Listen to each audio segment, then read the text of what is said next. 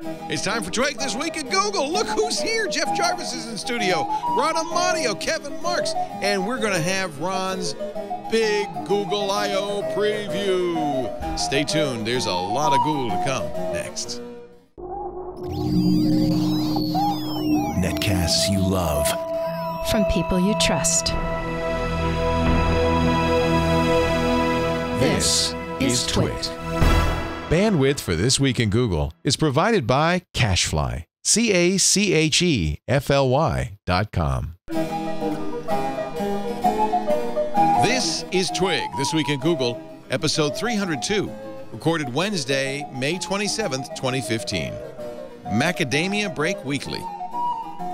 This Week at Google is brought to you by ZipRecruiter. Are you hiring? With ZipRecruiter.com, you can post to 100+ job sites, including social networks, all with a single click. Screen, rate, and hire the right candidates fast. Try ZipRecruiter with a free 4-day trial now at ZipRecruiter.com/twig. It's time for Twig This Week in Google, the show where we cover the, whatever the hell we want to. It's my last show of the week.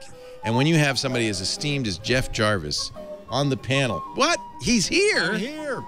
Oh, that means it must be Google I.O. time again. I'm at headquarters. Hey. Valhalla. Good to be here, boss. And then you pair Jeff Jarvis with somebody like Kevin Marks and his birds. Kevin just reached behind him and got an orange off that orange tree. I did it. It's amazing. Straight out of. Let's see. Open it up. Is it? Of Mice and Men. Is it? Was it? Are they edible? Well, oranges, yeah. I heard that tomatoes are poison. I just want to warn you. Also, if you want to eat mice, I'll bring the cat in. I love the cat. He was here last week. That's great. Also here for the first time, although he's been on All About Android many times, from Ars Technica, one of my favorite tech blogs, Mr. Ron Amadeo. Hey. Great to see you, Ron. Awesome to be here. I'm thrilled to meet you. This is really cool. Hey. Big fan. Read you religiously. We quote you all the time. And I try to, as a policy, to always say, from Ars Technica, Ron Amadeo writing, although I mispronounced it all along. I kept calling you Ron Trapani. Oh, so, Ron Amadeo. I got it now. And you cover Android. What's your beat? Android, Google stuff. You wrote a great piece on what to expect. Yes. At Yeah, Google very, I/O. very long. I always try to go as in-depth as possible. Well, we talked about it on Sunday. And I always feel like you kind of know, you have like you have sources, right? You're not making this stuff up. No. No. Kind of, sometimes. I do not. No, most of the time it is just research. So is Android M really going to be Marshmallow? No, we're just messing around with that. I just wanted to, I was bored writing this. This is me procrastinating.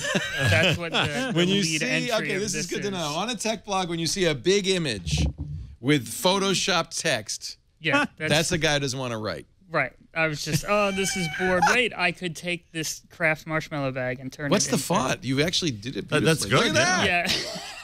And yes, too many people steal my pictures. You're so a Photoshop You have wizard. to hide something in there. You are That's a Photoshop very good. You got wizard. it bent with the net weight bent. Yeah, that's nice. That's nice. I'm impressed. I'm mightily impressed. The heck with this tech writing stuff. You know, Took going to design. Far too Hey, before long. we talk about Google I/O, that's what you and Jeff are here for. You're not going to I/O, right, Kevin? I may be. I haven't still got don't know. a ticket, but I may get a sneaky pass. It starts tomorrow. Working on it. Yeah. Okay. Down to the wire. Kevin got himself a Google uniform so he can go in as a... Well, no, I'll be wearing somebody else's badge, but then I have been known to wear yours in the past. So Ixnay on the edge, bay. They live You'll have to stream- change his accent. You'll have to sound American. from there. They live stream so much of this stuff, though. I don't know if it's worth going. In fact, we're going to cover it. So I'll be in here early for Mike Elgin. Mike and Jason are going, right, Jason Howell? That's right. So Looking forward to it. Neither of them are going to be here tomorrow, but I will be filling in for Mike with TNT at 8:30 a.m. And then shortly after TNT, we'll go to our live coverage of Google I/O, and we do what we always do. We'll stream the keynote live. And then Gina Trapani is going to join me, and Ron Richards and Aaron Newcomb will comment. Right. 2.5 hours. Make sure you go to the potty beforehand. Get ready. I'm exhausted just thinking about it. And if Larry comes out, it'll be 3. I hope Larry comes out. That was cool. That was like 2 or 3 years ago. He came out and answered questions and talked about Google Island. Oh my God. And he'll never be allowed to speak. You know, the PR people said never let Larry on stage again. No, he's in charge. He can do whatever he wants. Yeah, but I feel like that there's got to be PR people who are saying, you know, Larry. We would really But the head prefer of it. PR just left, so Uh-oh, that's not good. That's right. Google's head of PR just went to Uber. So Oh, there's God, an what a interim bad head of move. PR, so they may be able to do Well, they anything. need PR help. If you're in PR, you go to where the stink is. Yeah. Because that's where the money is. God, I need some PR people. Boy, do we stink. So come on over. Well, you've practiced on the various Google execs gaffes over the years, then Uber is probably a good place to go. I guess so. If you can do a PR, if you can explain Eric Schmidt, Yeah. you can sayings from Chairman Schmidt. You can do Chairman Kalanick. Hey, before we get into a Google I/O, I just wanted to mention, and I'm curious because here we have Professor of Journalism, City University of New York. We have an actual working member of the tech press, Ron Amadeo. We have Kevin Marks and I, who just are on the beach. Picking oranges. Picking oranges. So Vox buys Recode. Now, Vox is the parent company for originally the sports blog SB Nation, but then they did this beautiful thing with The Verge. They launched Polygon, which is a gaming blog. They also have a Vox blog now. So they're kind of a growing site, tech site. They buy Recode. Now, the first question I have, because this isn't the end, by the way. There's another bigger fish coming along. But the medium-sized fish eats the little fish. In an all-stock transaction, I read somebody, and I'd love you guys would be better than I to explain this, to explain to me. Somebody said that means that Recode had run out of money. Does that sound credible? I'm thinking that must be kind of what's going on. Dan Lyons in Facebook, I just put it up, had a post saying that he argues simply that the economics of online publishing, quoting him, are disastrously bad, been clear for years. People keep trying. New hot sites come along, get VC funding. He's saying basically there's no business model there. So this is another GigaOM. That's what he's arguing. Now, with no facts here, and other people came in and said you don't have your facts right, but didn't correct. So I have no idea, but I do want to know what was the business of Recode. Recode did get an entertainment business, an event business going. The Code conference is huge. Right now they charge right now. big money for it. I don't know how many comps But they give. GigaOM had a number of conferences as well. Yes, they did. Yes, they did. The old thinking was the conference can save you. TechCrunch. Well, it's funny. My entrepreneurial students this year, every year there's some kind of cliche in their businesses. You know, 5 years ago it was we'll be viral. Yeah. Now everybody said we'll have events. Yeah. So events have become the cure-all. I've avoided everything. that with like the plague. People often say to me, "Why don't you have a Twit event or something?" I think you should. Yeah. No. See, I'm not doing that. I Sorry. think you should. And then I love this paragraph. By the way, I might mention that Dan, who was fake Steve Jobs, and then he went to, what is it, he went to like, not a tech blog, but some social site, but he was going to be their tech blogger. It didn't work out. He's got the best Boston accent ever. Then he was at Gawker for like a week. Yeah, for no time at all. For no time at all. And now, besides working on a book, which apparently got a good book deal, and that's why he quit Gawker, he's the one of the writers for Silicon Valley. Yeah. And I'm convinced that Dan, I really wonder, you saw Silicon Valley this week, this Kevin Rose joke? I didn't see it, no. Oh, got to show you the Kevin Oh, good. Rose Oh, can you joke. show it? Oh, good, Okay. good. I guess I can without violating any... Well, I'm assuming they've hired him to do the fake Steve Jobs for their fake exec person. I'm assuming that's the I reason they feel want like him to do it. he's adding verisimilitude. He's the verisimilitude guy. Yeah. He's the guy who says, oh, let me tell you, because this year especially has been really right on about funding, lots of tech jokes. Yeah. I don't know how I can play this. I think I can't legally play. Oh. Well, I mean, I could do HBO it illegal. I don't think I can do it illegal. I'll do it if I can do it. Maybe I have to go to... Let me see if Gizmodo... Fittingly enough, Gizmodo might have the video. We offer commentary, and it's fair use. Yeah. Good. Do you? Say something It's about commentary. We're commenting. We are. Yeah, they don't. They're going to give him the they quote. just give these screenshots and quotes. So it's the guy, the jerk from Hooli, right? Who's talking to his board after a massive failure. This is not a spoiler. It's a comedy. Question. And then he murders them all. Question, what is failure? To the ignorant or those in conventional industries, the recent Nucleus glitch, Nucleus is his product that's a flop, may seem like a failure in the negative sense. But we in the Valley know failures like this one are really stepping stones. To bring us the iPhone, Steve Jobs first had to bring us the Newton. To bring us Facebook, Mark Zuckerberg first had to bring us Wirehog. Before he brought us Dig, Kevin Rose had to bring us a whole lot of useless things. And he shows Pounce, Milk, and Oink. And then after Dig, as well, for that matter. So it's a dig. And I wonder, though, I have to ask Kevin if Dan, because either it's possible Dan has something against him, or more likely he thought it'd be funny, and why not?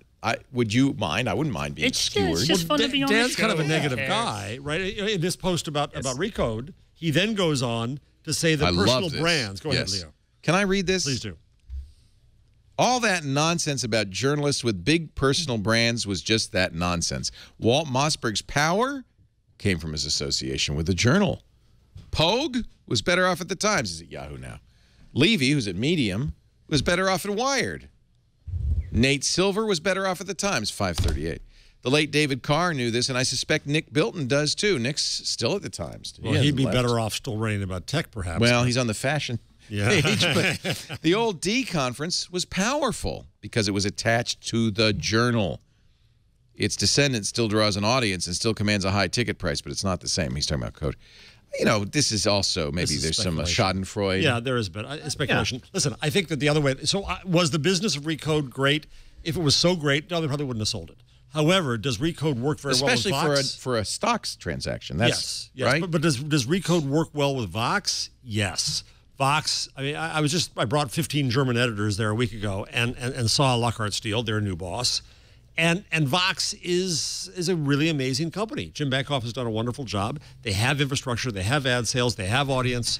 Better yet, they have a great CMS. Everybody loves the damn CMS. Ron, do you have a good CMS at Ars Technica? Yes, we do. Does yours make paragraphs too? The Ars Technica tech team is incredible. There was an article in the New York Times saying the reason people go to work for Vox is because after the interview process, they then say, well, let us show you how you'll be writing your articles. I wrote posts in text edit on the plane on the way over here.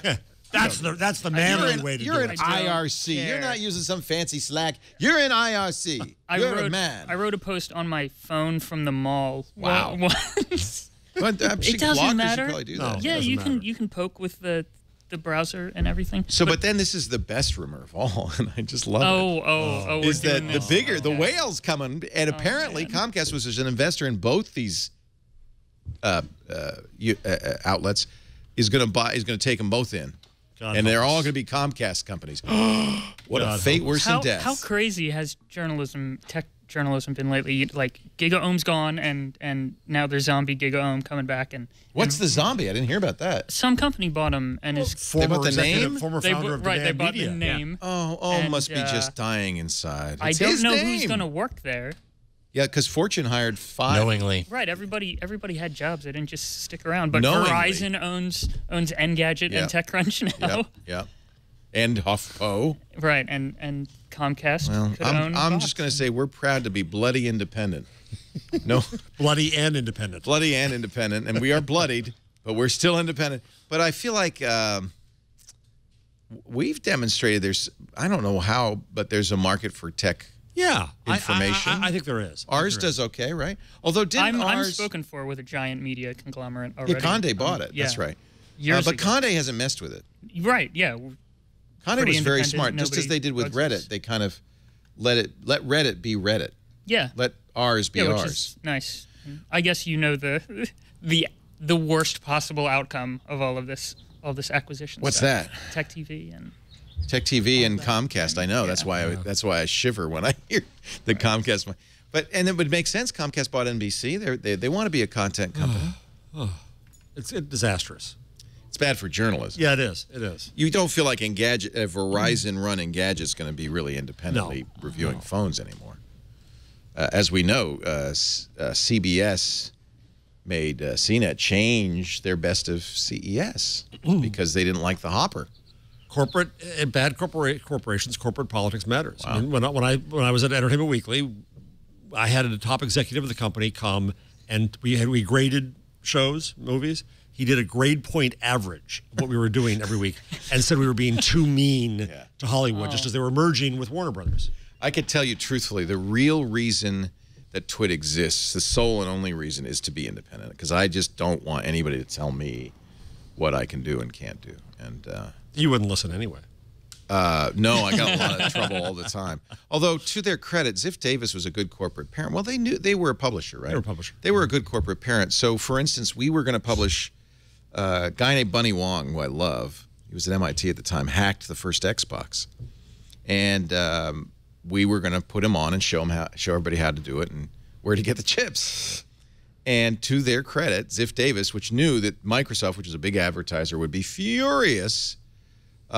We were nervous, so we went to our management and said, "Well, we're going to do this," and they said, "Go ahead, absolutely." They talked to the lawyers. They made sure that we weren't breaking any laws, which we weren't. But no, they stood up for it. Wow! But that's the difference. But I don't think Comcast would. No. No. The only hope in a large company like Comcast is that you can hide. They're so big. They won't notice you. They won't notice you. Yeah. They're busy running. What is it? Like Condi. NBC? Yeah. Yeah, Condi. Do you ever like go over to the New Yorker and hang out? No. Vanity Fair. The World say, Trade "Hey, Center Tina." security is very high. So you can't even go from floor to I'm floor. allowed to go to like my floor in the cafeteria Wow. and get harassed by security all the time. Wow. But it's really fun. I bet. I think it's great. I've always thought the world of ours, and I was really pleased that they let ours be ours. And you know what, ours, despite you're doing more lifestyle stuff than you did before, but it still feels very much like a blog for technology enthusiasts. Yeah, definitely. And We have like a culture thing, and but not like The Verge, which basically went whole we'll do hog like on this. Star Wars and kind of stop it around that level. But look at Which this. is cool. You It's do fun. great stuff. The female mathematician who changed the course of physics but couldn't get a job. That's great. Nintendo's first online shooter, Splatoon. SourceForge grabs GIMP. Now, see, you're not going to see that on The Verge. You're not going to see that on The Verge. This is great. Still the best. All right.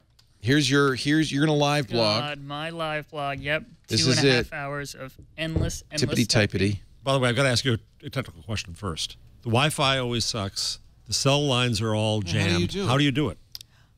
They let the journalists in early this year, and there will be power and hardwired Ethernet. It's going to be so awesome. So they want you to live blog.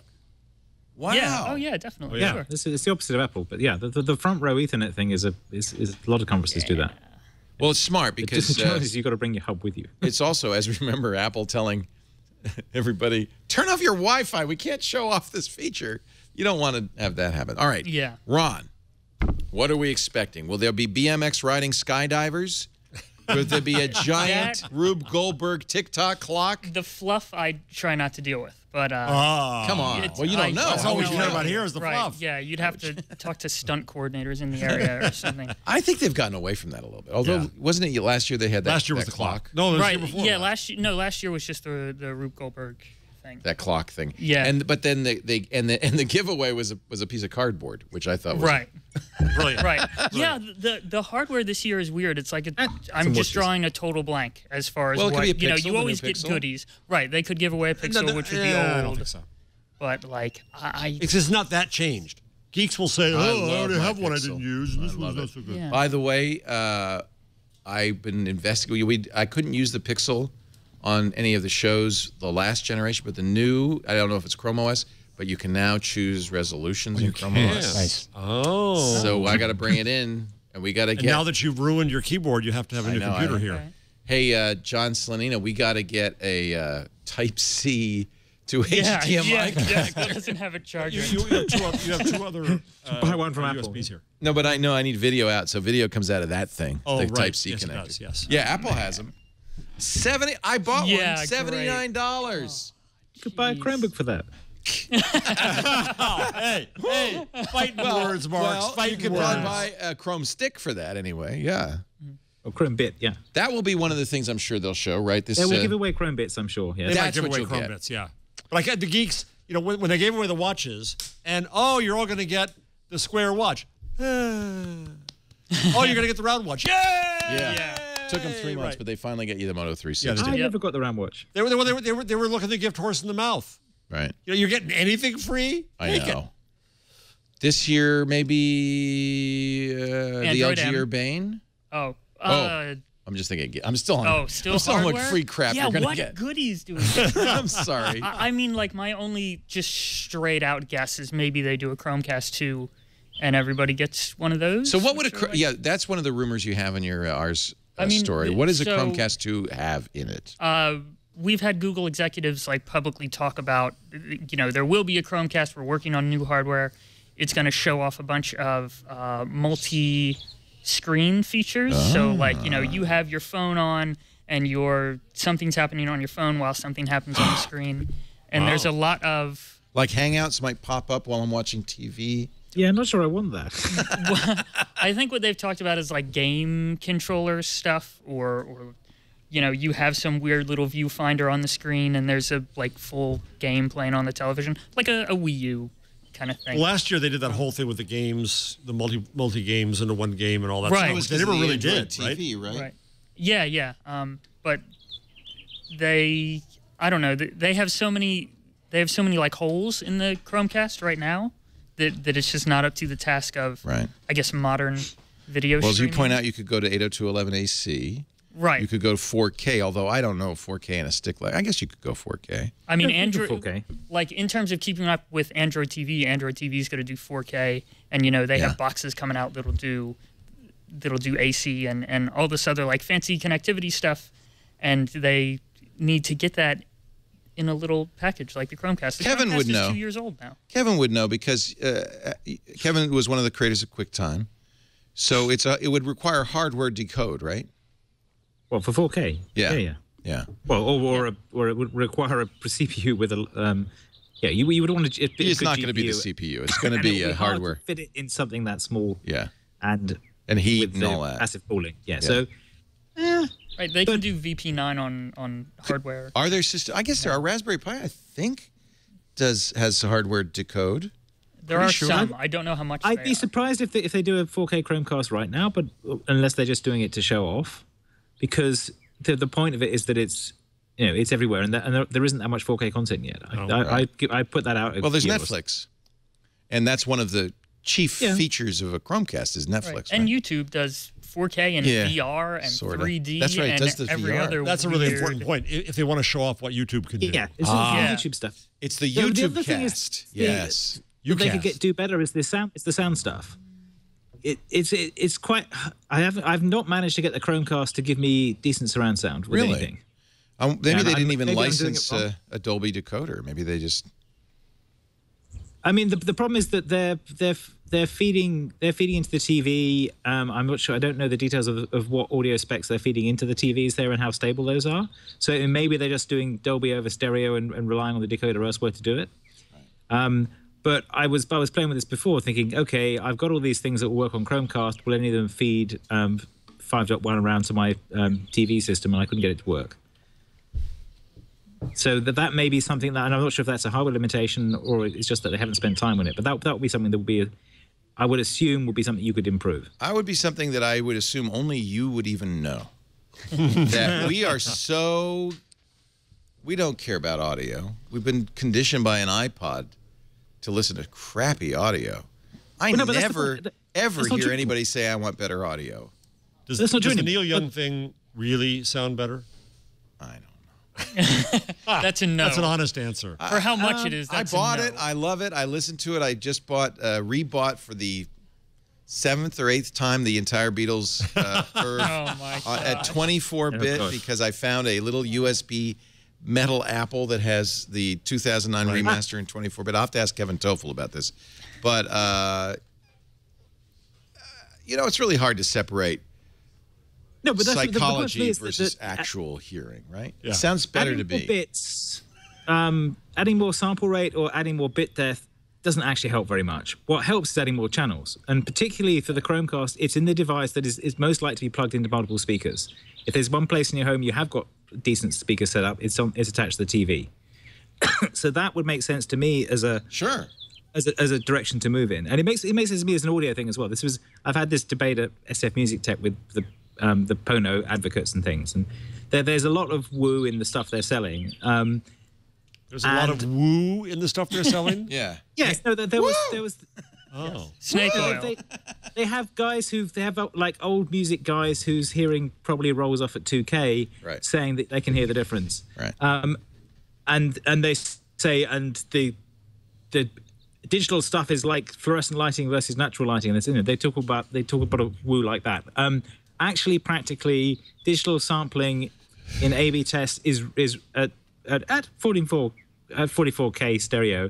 You can't really tell that apart from the higher stuff when you actually do empirical tests.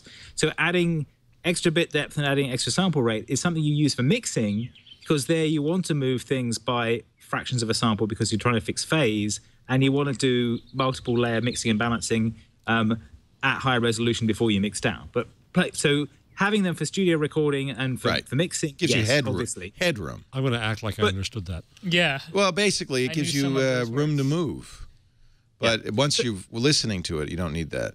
Now, here's what I know. I'm gonna interrupt you briefly. Okay, go for it. Because we're gonna get to the Nyquist theorem and all of that. But here's what I've been reading lately: is it's for sure the case that the super high sample rates of 192 kilohertz are creating distortion and weird effects that may be perceived by people like me and Neil Young as being better. You know, ringing and weird things. That's absolutely true.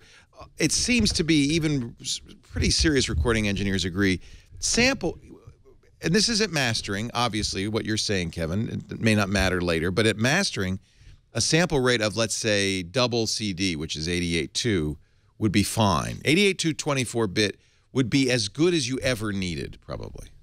And the thing is, they normally master at 4896 or 192. Right. So they're already doing a sample rate conversion to 44.1. Is it? Well, one of the things Neil Young said is that conversion, because it's not double, not halving or doubling, is not going to be as good as if you did 88.2. Not really. I mean, okay, I got it. Not these days. You can. The thing is, depending what you're doing, you do enough time stretching and mixing and bouncing around in the mix these days anyway that doing a sample rate conversion at the end is practically what's free. absolutely true is the room, the speakers, the reproduction, all of that have much more impact. Your age, my ears, all have much more impact than what the original. So the things that actually matter are more channels. That's good. So I'll buy that. If you have a 5.1 mix of something, especially if a concert recording or a classical thing or something like that, and you have 5.1 speakers or 7.1 speakers, that is definitely better. You can hear that better. It'll give you a better sense of the presence of the room. There's more going on there. The challenge is not many places have 5.1 speakers or 7.1 speakers, but the place you do have them is attached to your TV. So this is why doing that with the Chromecast and the TV attached things makes more sense than elsewhere. The other thing that matters is having isolated tracks, having multiple tracks that you can take apart and put back together again. And that's something that is valuable for people who want to remix it, valuable for people who could potentially remix on the fly. And that there's a market for that. There are already people who sell, they call them stems. They sell isolated tracks of all the different pieces in the mix so that you can remake the mix yourself. That's fun. That's also a valuable thing that they could sell as music, and makes more sense than the Pono thing. Whereas Pono, they're just saying, we're taking the final mix and we're giving you more bits of the final mix, which is great. Well, it's all, I mean, to be honest, probably if there is a benefit to the Pono, it's also a higher quality DAC and a higher quality amplifier. They're using very good DAC. Yeah, but you can. I know. That's completely marginal. Yeah, the Apple Gear has actually got a pretty good DAC. Yeah, probably your low end Android has a DAC. That's probably true. Yeah, that's one of the reasons I say that people don't care about audio is that I thought this year would be the year that phones would have better audio. Like higher quality audio, and nobody's made any effort in that. But isn't the network in between a mess? The difference. So the rise of headphones, good headphones, not headphones like I'm wearing, means that there is an audience for better audio now. Well, that's true, because everybody's wearing Beats, so we know. Oh my God. Well, I don't just Beats. The point is, if you go to the electronics shop now, like a third of the aisles are headphones. And You know why, Kevin? It's a phones. very high margin business. Yep. You could take $10 worth of components and charge $400 for it because it's got magic sauce, just like the Pono. I don't know. There's a bunch of that into it, but some of it is. There is a difference between a speaker like this that I paid I agree. $10 for and the one that goes over your ear. I bought very expensive magnetic planar headphones. You would. Oh no, there's some noise. They sound really good because I spent a lot of money. And we're gonna move on because this is not the. I don't think Google I/O will be all about audio. But somebody in the chat room is say again. One more little thing into this. Yes. So there is a structural problem that Google has, which is the latency of audio on Android. Let's talk about that because there's this 10 millisecond kind of baked-in latency that is a real problem. It's one of the reasons I understand you don't see a lot of performing music apps on Android because the latency would kill you. And why is it there? Because this is like a really deep design problem in the operating system. That's why it's not fixed.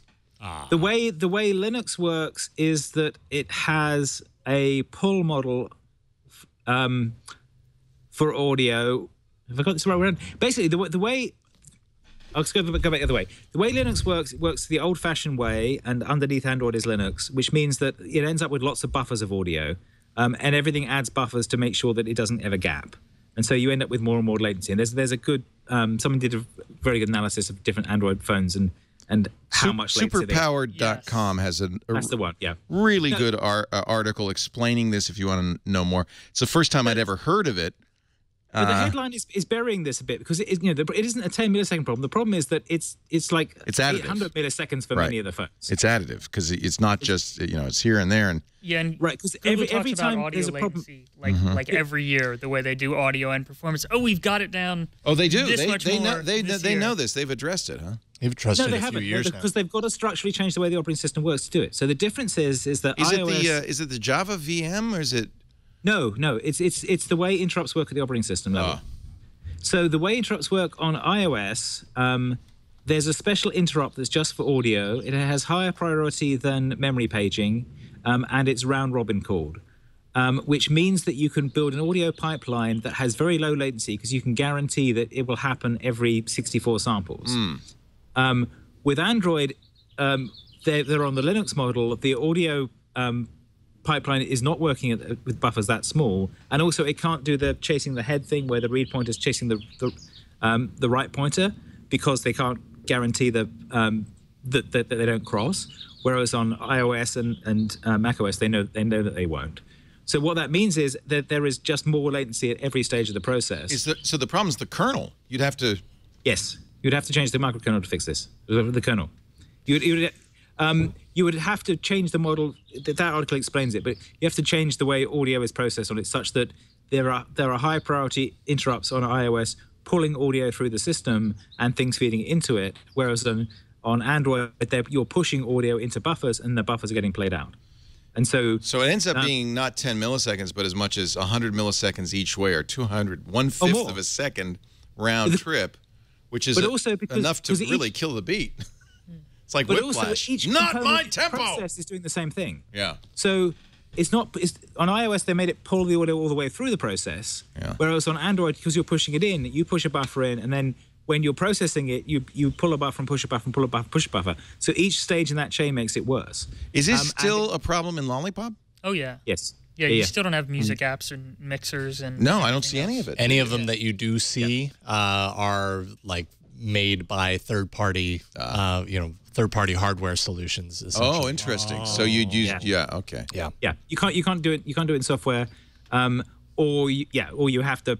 Basically, they have to write it once for each device. This is not an issue for somebody listening to music. But the reason this is going to, it can be an issue for listening to music. It means that when you do track skips and things like that, then you get more lag.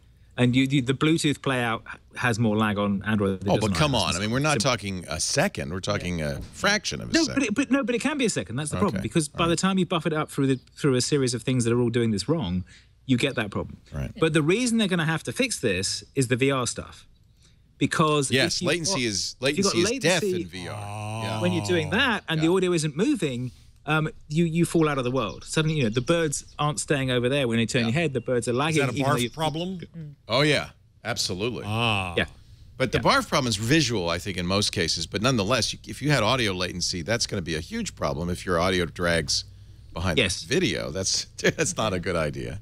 So in order to get the headset stuff working well, they're going to have to fix this. And I suspect they are going to have to change the kernel to do this, which is a big operation. It basically means ripping out the guts of Linux, having a giant fight with Linus about it because he doesn't care, and going through that process. The chat room was saying that this was actually Linus's choices that created this problem in the beginning.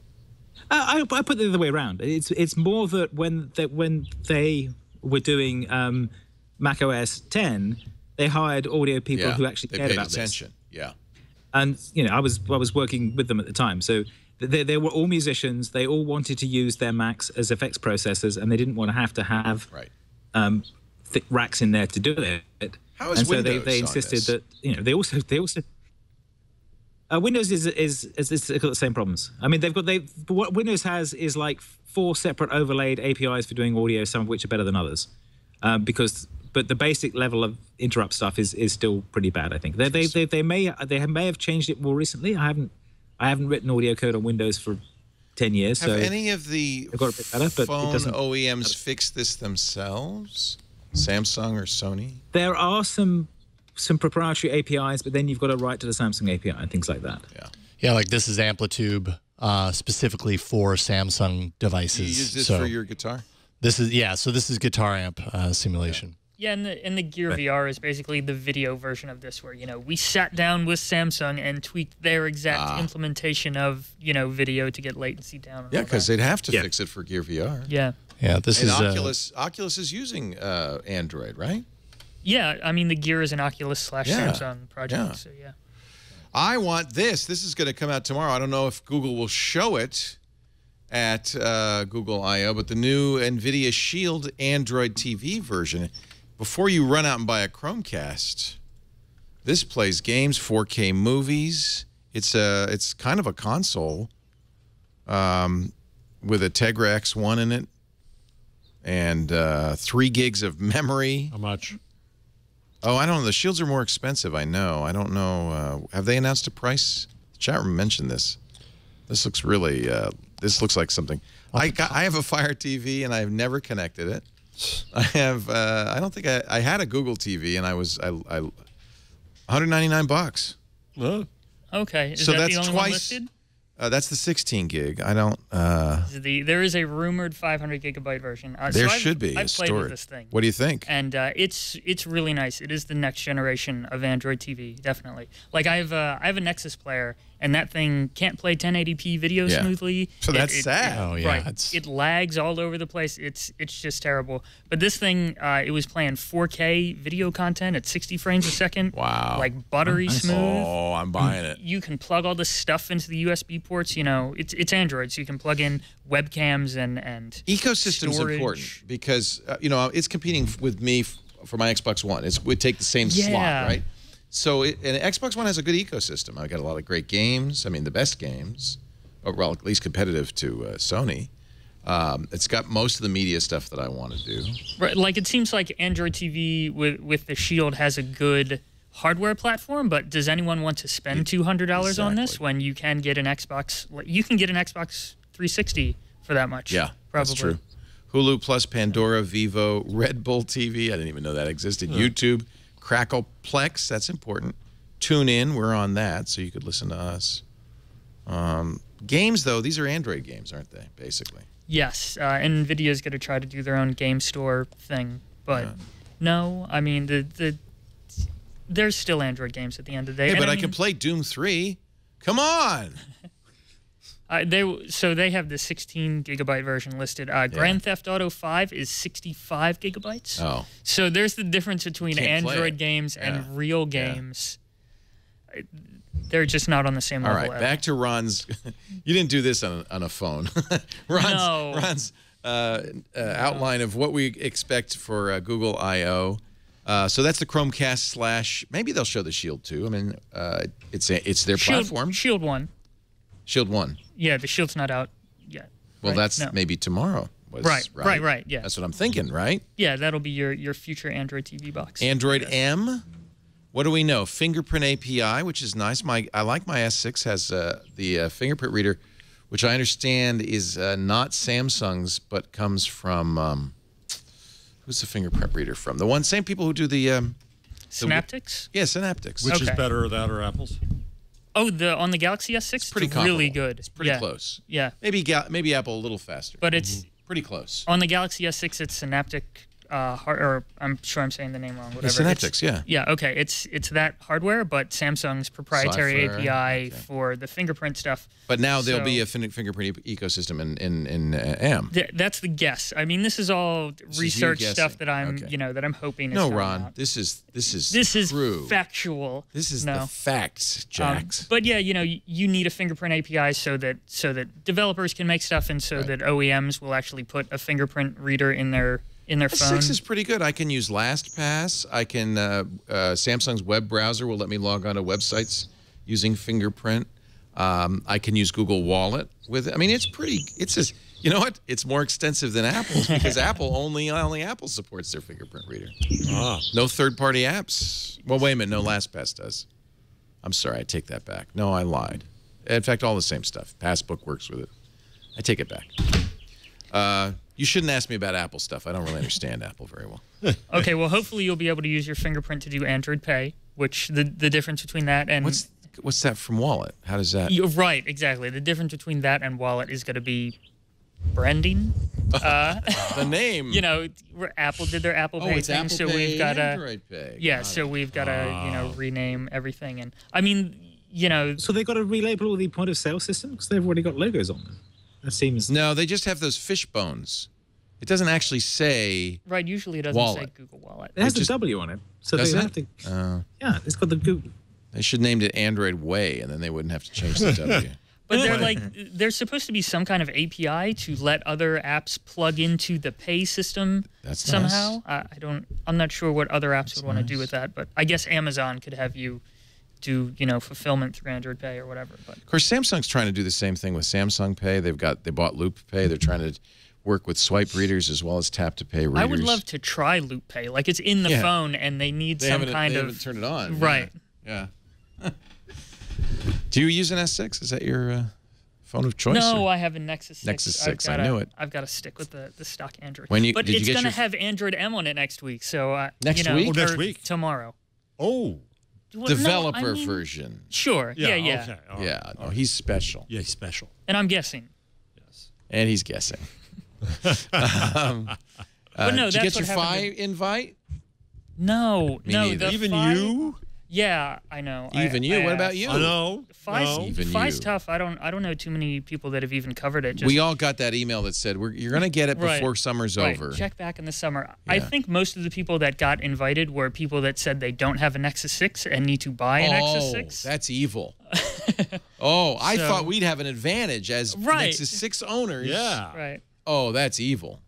I'm going to check my other email address. Don't be... I know. You know what? Every day I check for Google Fi. I'm such an idiot. Oh, my God. Did I get the invite today? No. What else? Let's go back to... Let's go back when to you do get it, would you have... if you were me, would you change your number to it? I've got an AT&T grandfathered unlimited account. Good news is unlimited. Bad news is I can't tether. Oh. Would you switch? You're not getting unlimited. I don't think Google Fi, I'm sure you've talked about this many times on All About Android, is a price competitor. It's the same price. It depends. You get the option to save money if you don't use your internet. So well, you get the option to do fun. that with any phone. Well, if you don't use data, you pay for too much data. Yeah. You pay more. Yeah, all right, I guess you only pay for what you use. No, you're right. You're right. I'm drunk. I'm sorry. What does the M stand for, really? Marshmallow, meringue pie, just M. marzipan? Just like last year. Last year we had it's L. Just L. And they're not going to say anything. It's just going to be M. Although it's good AOSP SEO. does have macadamia nut cookies sprinkled throughout. It does. Right. There's an internal. Right. Which they do code. that. So that's just tease you. Yeah. Wait a minute. Chris Michael in our Shouldn't chat it room be says... M&M? If there's going to be any M&Ms. candy, it should be M&Ms. Or here's some macadamia nut cookies. Nice. Let's just try them. Just to see if it would be a good operating system name. What do you think? I'm allergic. To macadamia nuts? Oh my god. Or to cookies? No macadamia. No, not cookies. Can't you tell? No. You're like a skin and bone. No. Somebody in the chat rooms, Chris Michael, said he got his Fi invite. And you're right. He does not own a Nexus 6. Oh, okay. Oh, Great. conspiracy theory. So I hope you're going to make back that what, $600 on your hopefully cheaper cell phone service. Yeah, I know that's You going to have take a to while because I buy don't a think it's that whole much phone. cheaper. Are you allergic, Ron? No, Amadeo? I'm not. All right, I'm have not one allergic there. at all. Okay. White chocolate macadamia. All right. A $1,400 Intel Google Tag Heuer smartwatch? No. Even I, Google schmuck that I am. Would you buy that? No. No. Because it's going to be updated. It's going to be out of date, I mean. No. Yeah, all of this $10 billion smartwatch stuff is ridiculous. It is. I mean, I don't get it. and listen, I like this thing, but That's the a Moto software 360. is Moto 360. The software is the same. I would not spend huge amounts of money for that. You know, this Apple Watch is looking mighty fine right now. It's Square. I can't deal with Square. Look, before all this Apple Watch stuff, we would do the Android Wear watches, and if it was Square, it was an immediate no, get out of my face with that Square watch. Wow. And then Apple came along, and all of a It's sudden, okay. Square's cool all of a sudden, now. Square's fine. Yeah. All the kids Sure. are wearing Square watches. Whatever. No, it would be neat if they actually did $1,400 worth of technology. What I'm sure they're going to do is take a $200 watch and put it in a $1,000 Or case. what is the Moto now? Moto 360 is now 150. They're ridiculously low, yeah. Yep. Because of course they're blowing them out. Do you think they'll announce something? No, Moto doesn't usually do that. Motorola's working on a second one. I know. They've been doing teasers. But they wouldn't announce it tomorrow. Why not? Well, though the partners do come and announce things. Yeah. You might have 5 new partners for the watches. Hey, Android Car. We're starting to see some Android Car. Hyundai just announced I'm excited. Yep. that the Sonata is going to have it. I am so ready for this. I am too. That will also be an M feature, yeah? That's a right now feature. You just plug your Lollipop phone. Yeah, that was a Lollipop thing. If They you've announced upgraded this your last car. year. They did, Right. yeah. And because we're moving at the speed of car manufacturer, it has only come out right now, which is just excruciating. So And I'd it have to hasn't- buy a new Hyundai? Yeah. Yes.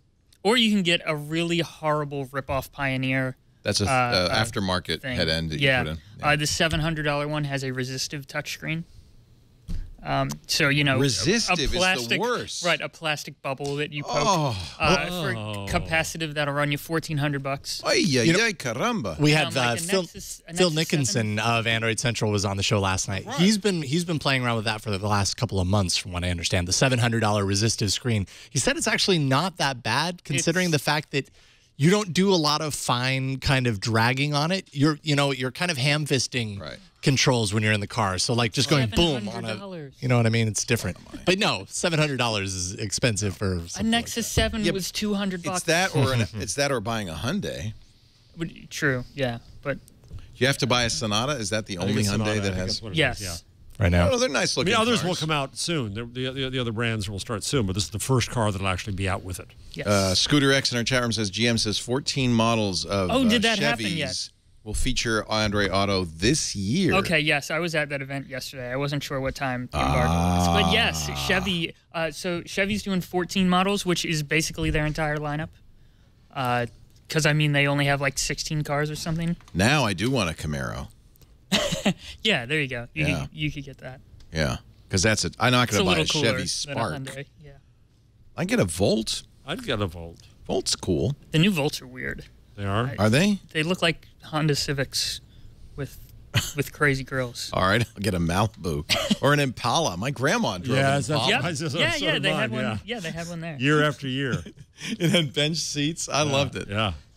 The Volt, the Suburban, the Colorado, the Tahoe, the Silverado, Yeah, the Camaro, the Malibu, and the Cruise. Unless it's a transit van, it'll probably run Android Auto and CarPlay. I'm really feeling like this is the way I want to go because I don't care what kind of car, and I have a very fancy Audi. Its built-in system is junk compared to the state-of-the-art in mobile stuff. Nobody over there has ever heard of like a 60 frames per second animation or smooth scrolling. or Are anything you like kidding? that. It does have Google Map. Google, Google Earth in it. From how long ago? No, it's updated online. Oh, okay. But this is how. So I can see the tops of roofs as I drove down the street. Didn't it drive you into a lake? No, it didn't that? drive me to a lake. I was driving down my driveway. It thought I was in a lake. Right. Yeah. Well, there's a difference. Okay. I was dry. Okay. So that got fixed. That was fixed. It wasn't Google's fault. It wasn't. It was just an antenna, bad antenna. Oh, Finally, the Audi people said, "Oh yeah, we found it. It's a bad antenna. They replaced it. It's not been a problem." Okay. It's good that your car has connectivity because 3G, T-Mobile. Right. Hyundai, they're like, in the summer you'll be able to upgrade the car on your own because they've sold the cars already. They're like, you'll be able to upgrade the car on your own by going to your computer, plugging in a USB stick, downloading the software, sneaker netting it out, doing an image to your car. To your driveway. I could do that in my Plug it Mustang, in. and I never had the nerve quite to do that. Yeah, and I'm like, the car really doesn't have Wi-Fi. I can't. No. No, I have a T-Mobile SIM in my car. Okay, and a phone bill for your car. Yeah, Lisa pays it. I don't know. Somebody probably pays it. Yeah, I think actually, I don't remember. I think you pay like yearly. I don't know. Okay. Yeah. Hey, Lisa, do I have a phone bill for my car? Do I have a phone number for my car? Google Now, will there be changes? Google Now. What should I say? What do you know? What can you say? Probably. What do you mean, what should I say? Nothing. Do you know something? No. Don't lie to the man. You know something. Okay, we do this with Andy and Akko. Just tug your ear if you can't talk. No, the fun. He was lectured beforehand to tell you nothing. By multiple people. What did Aparna Chennapragada say to you? How you like that? I ripped that right off, huh? That was good. Yeah. Aparna Chennapragada, my buddy. Oh, what? Oh, I have what? Oh, yeah, okay. Google Now API. Sure, yeah. Yeah, you so wrote like it. Apps. This is what you wrote. So read this. Okay. You can say whatever you wrote. Okay, right. Yeah, because that's right. Apps will be able to eventually, apps will be able to supply Google Now cards on their own. Yeah, we knew that. Right. There's a pilot program going on already, but I mean that's what this is. It's just stuff that they're working on and all that. Do you have a macro key on your phone for Aparna Chennapragada? No, I've copy paste. You copy paste and extensive Googling to make sure you get all the vowels in the right spot. Yeah.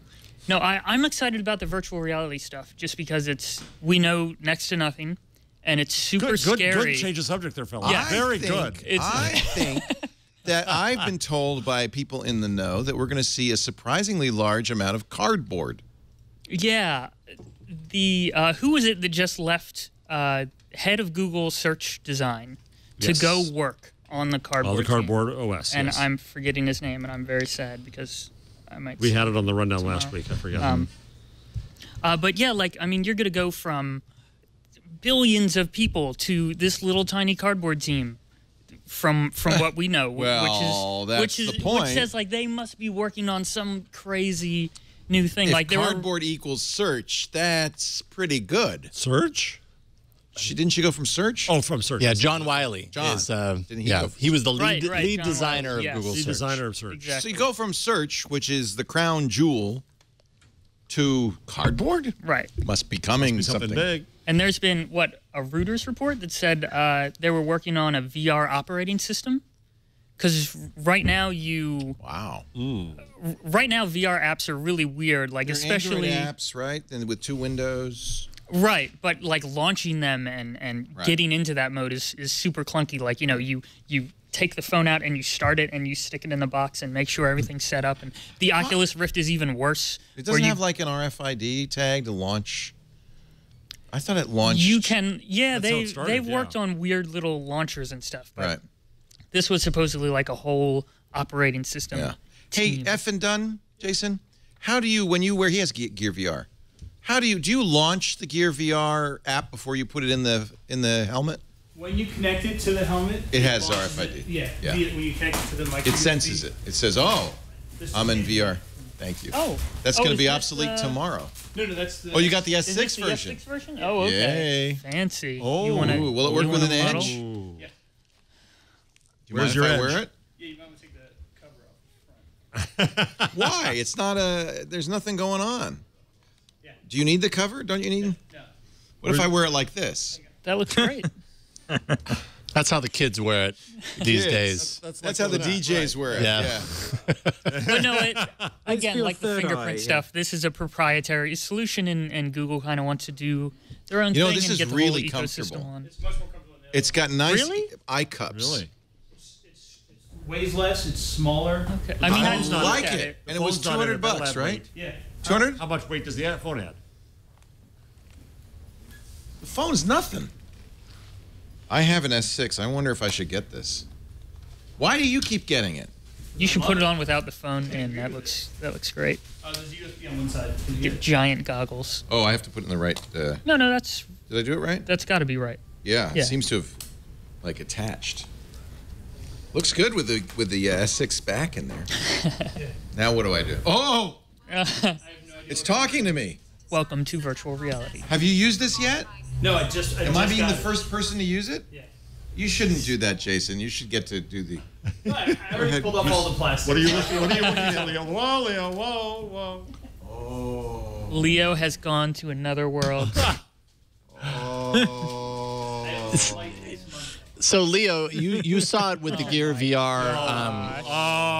That's weird. It's going to be illegal. There's discussions about it from people like, I'm the guy who sits on a plane with a Gear VR. Where do I I feel get bad. one of these? There's going to be 20 I'm pictures buying of one you right on now. Twitter. I feel bad for whoever sits next to you. You'll probably be bumping into them. Yeah, right. With your head. You'll be off in your VR wonderland. That's all? Well, No, plus because the there's phone. nothing in it. You have to have a I phone. know. But Right, it's a How are you liking your S6? Have you had any lag problems or anything like that? No. I think they've licked those. It's not doing anything. It's in configuration mode. You got to take glasses off, right? Here. Oh, you doing I it? took it off so you can see through. Oh, that doesn't look at all dorky. Yeah. You look like Bender. Doesn't he? It totally looks like Bender. Oh. What does the outside world look like right now? Looks like a fly would see. It's all kinds of little images. Good. Oh my gosh! If you get the angle just right, it's giant eyeballs. I really want this now. Leo, did you notice any sort of difference in the clarity of anything that you saw? It looked like it's still a little low res. I Yeah, hate to it's say. the Really? same resolution. It's a 2K screen or whatever, so it's not going to be. Yeah, it's like 720p. If you wear glasses, Isn't it? what does it do? It has a focus ring up here. Oh, okay. So as long as you're. Yeah. I'm gonna- and it's this- got- And the focus length on this one, Leo, is greater distance than the first one. Now they have. Is this the Innovator Edition for Galaxy S6 Edge? Yeah. I could have it tomorrow. Do it, Leo. Go ahead. I got nothing to do. I could just watch it through the whole Google I/O speech. I could watch this. Why don't you wait one day and see what comes out tomorrow? true. So that, That would it's be not so stupid. instantly, It's exactly what I would do. instantly obsolete. I got the VR. Oh no. Wait, do it so that they announce virtual reality stuff. It's dependent on you. Right. Take one for the team. Wash your car. Where did you get yours? Did you get it? Huh? Best Buy. Best Buy. They have it in stock. Well, they shipped it in. Impulse buy. Oh, yeah. I see 2 to 5 weeks, but you know they Oh, lie. wow. It's Amazon Prime. As soon as I log in, it'll be tomorrow. So that lenses thing, that reminded me of an art project I saw this week. There's this thing called smallerandupsidedown.com. And what he did was, it's part of the Artists in Residence thing at Autodesk Sphere 9. He took the photo booth effect on the Mac or on iOS and recreated them with physical bits of glass, so you can just look through some lenses and have your face go square and have giant googly eyes and things like that. Smaller. Really? Just And looking through a upside pane down. of thing? Yeah, so it's a Smaller it's a, and upside down. it's a big lump of resin that is a lens that does the effects to your heads that the here we go. So digital effects do. it's a funhouse mirror. But it's a lens rather than a mirror. Yes. Smallerandupsidedown.com. So I thought that was funny. But it was fascinating because You're you remember easily amused. when those things came out, whenever it was, 5 years ago, 7 years ago, we will play with them for a couple of days and then didn't use them anymore. It sold more Macs. The photo booth sold more Macs than any other app on the Macintosh. Oh, I like that. But for me, it was this weird thing of like, I remember playing with that with my kids. It's this Yeah. like strange nostalgia, but created physical. I thought that was quite a fun Yeah, that's art neat. project. So Okay. but when Jeff put those lenses on his face. It reminded me of the my eyes just got really big thing. By the way, are we eating the All About Android white chocolate macadamia cookies? No, you're the first to christen the macadamia nut cookies on any Twit show. Who brought those? I thank you, whoever. This was a terrible idea. Did you bring them? I'm tempted to eat on air. No. No, go ahead and eat. Who cares? Yeah, who cares? I eat all the time. Just podcaster person. It's Twig. You're a professional. No. All right. All right. What else? Google I/O. This is this is going to be a 5-hour show. Yeah. Smart home stuff. Smart home. That's fun.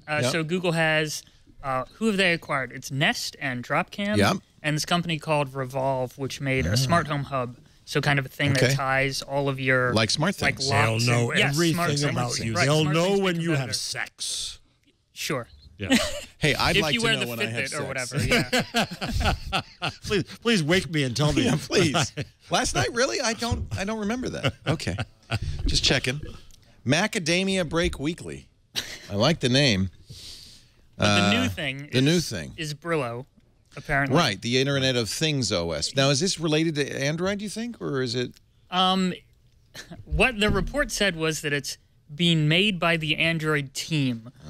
Why they did not just come out and say it will be based on Android is a little weird, but I can't imagine it wouldn't be.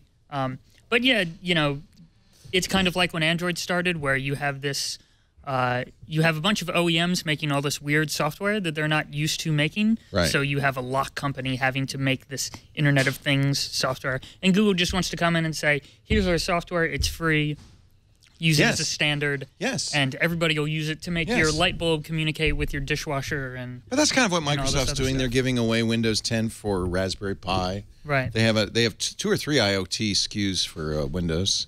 Not that who would want to run Windows in an embedded environment? I mean, it just doesn't see. It seems like a little. But there's, I guess, every Android's ATM overkill machine too. in the U.S. Yeah, but I mean, Android seems like overkill for this stuff too. Yeah. When you can do it all on a little like microcontroller and whatever else. So, I mean, all we basically know is that Google's stripping down probably Android to run on little things, but we don't know why or why it's supposed to be better or anything. If I were John Chen, if I were the CEO of BlackBerry, I would say I would be putting all my arrows behind QNX for IoT.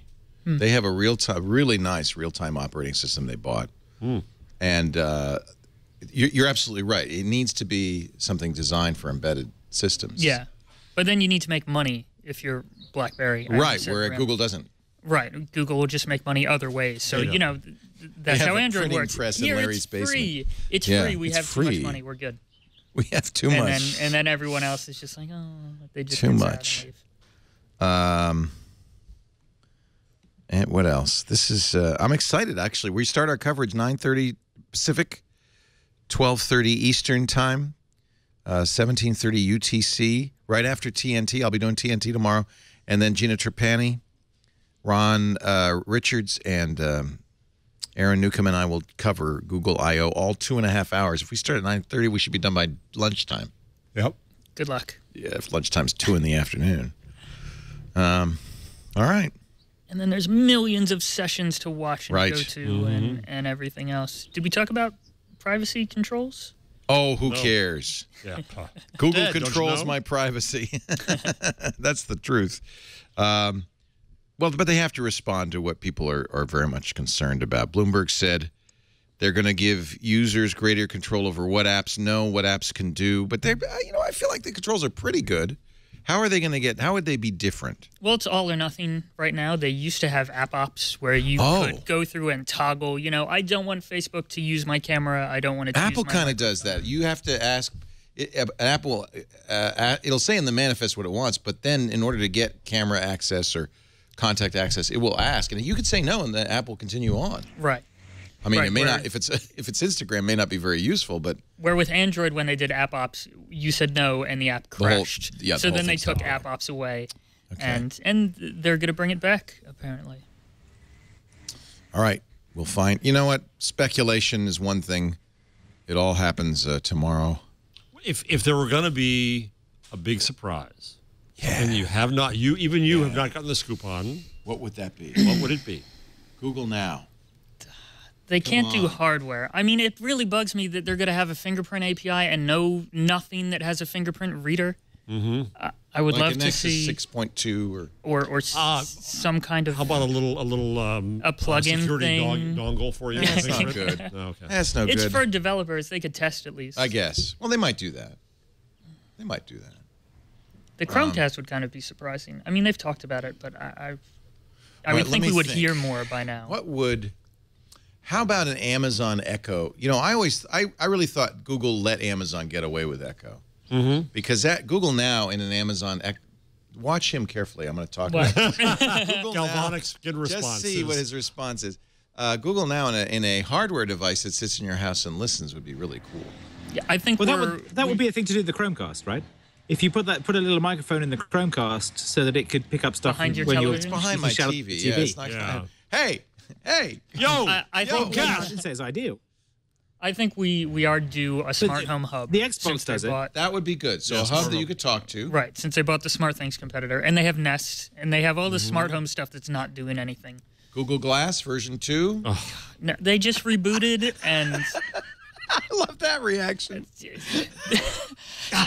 yeah, I mean they just rebooted, and they have Tony Fadell in charge now. I actually just realized I have a museum of dead technology in my office. Yeah. I now have to add the Glass. Oh to yeah. it. Yeah. Next to the Newton. Hey, Jason, and- when you're done Yeah. with your glass, would you give it to me for my cabinet?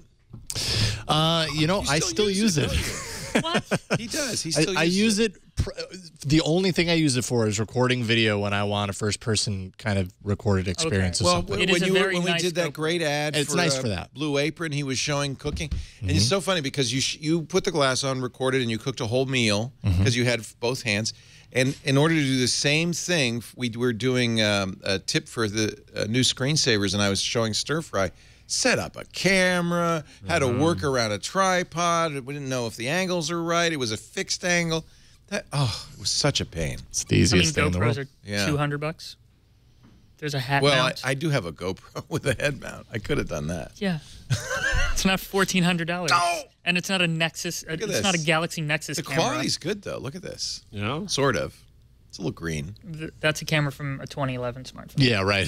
Okay, The Galaxy all Nexus, right, basically. All right. Okay. But hey, I had it on The me, and camera- all I had to he's do was make shaking sure it was in. charged. The camera jiggles. Yeah. Yeah. Why didn't I think of the GoPro? I have the head Hype? mount and everything. What was I thinking? You bought into the hype. I bought into the hype. Well, that's what Leo's all about. I am the hype. He'll buy any hype design. There was a time when flip cams were a big deal. Remember that? Remember those? Yeah. And then everybody had one in their phone. So Yeah. So, easy to buy the hype. Matt Cutts. He's got to be. I think he's going to be the first person on the Mars or something. He's working on something super secret. He's got to be. There was an article, and in fact, it mentioned him a few months ago, saying Google puts people on the beach because they don't, they keep them out of competitors' hands. Right. And they just say, enjoy, relax, and if you think of something you want to do, okay, but you don't have to do anything. I feel like that's what Matt's doing. I think it is.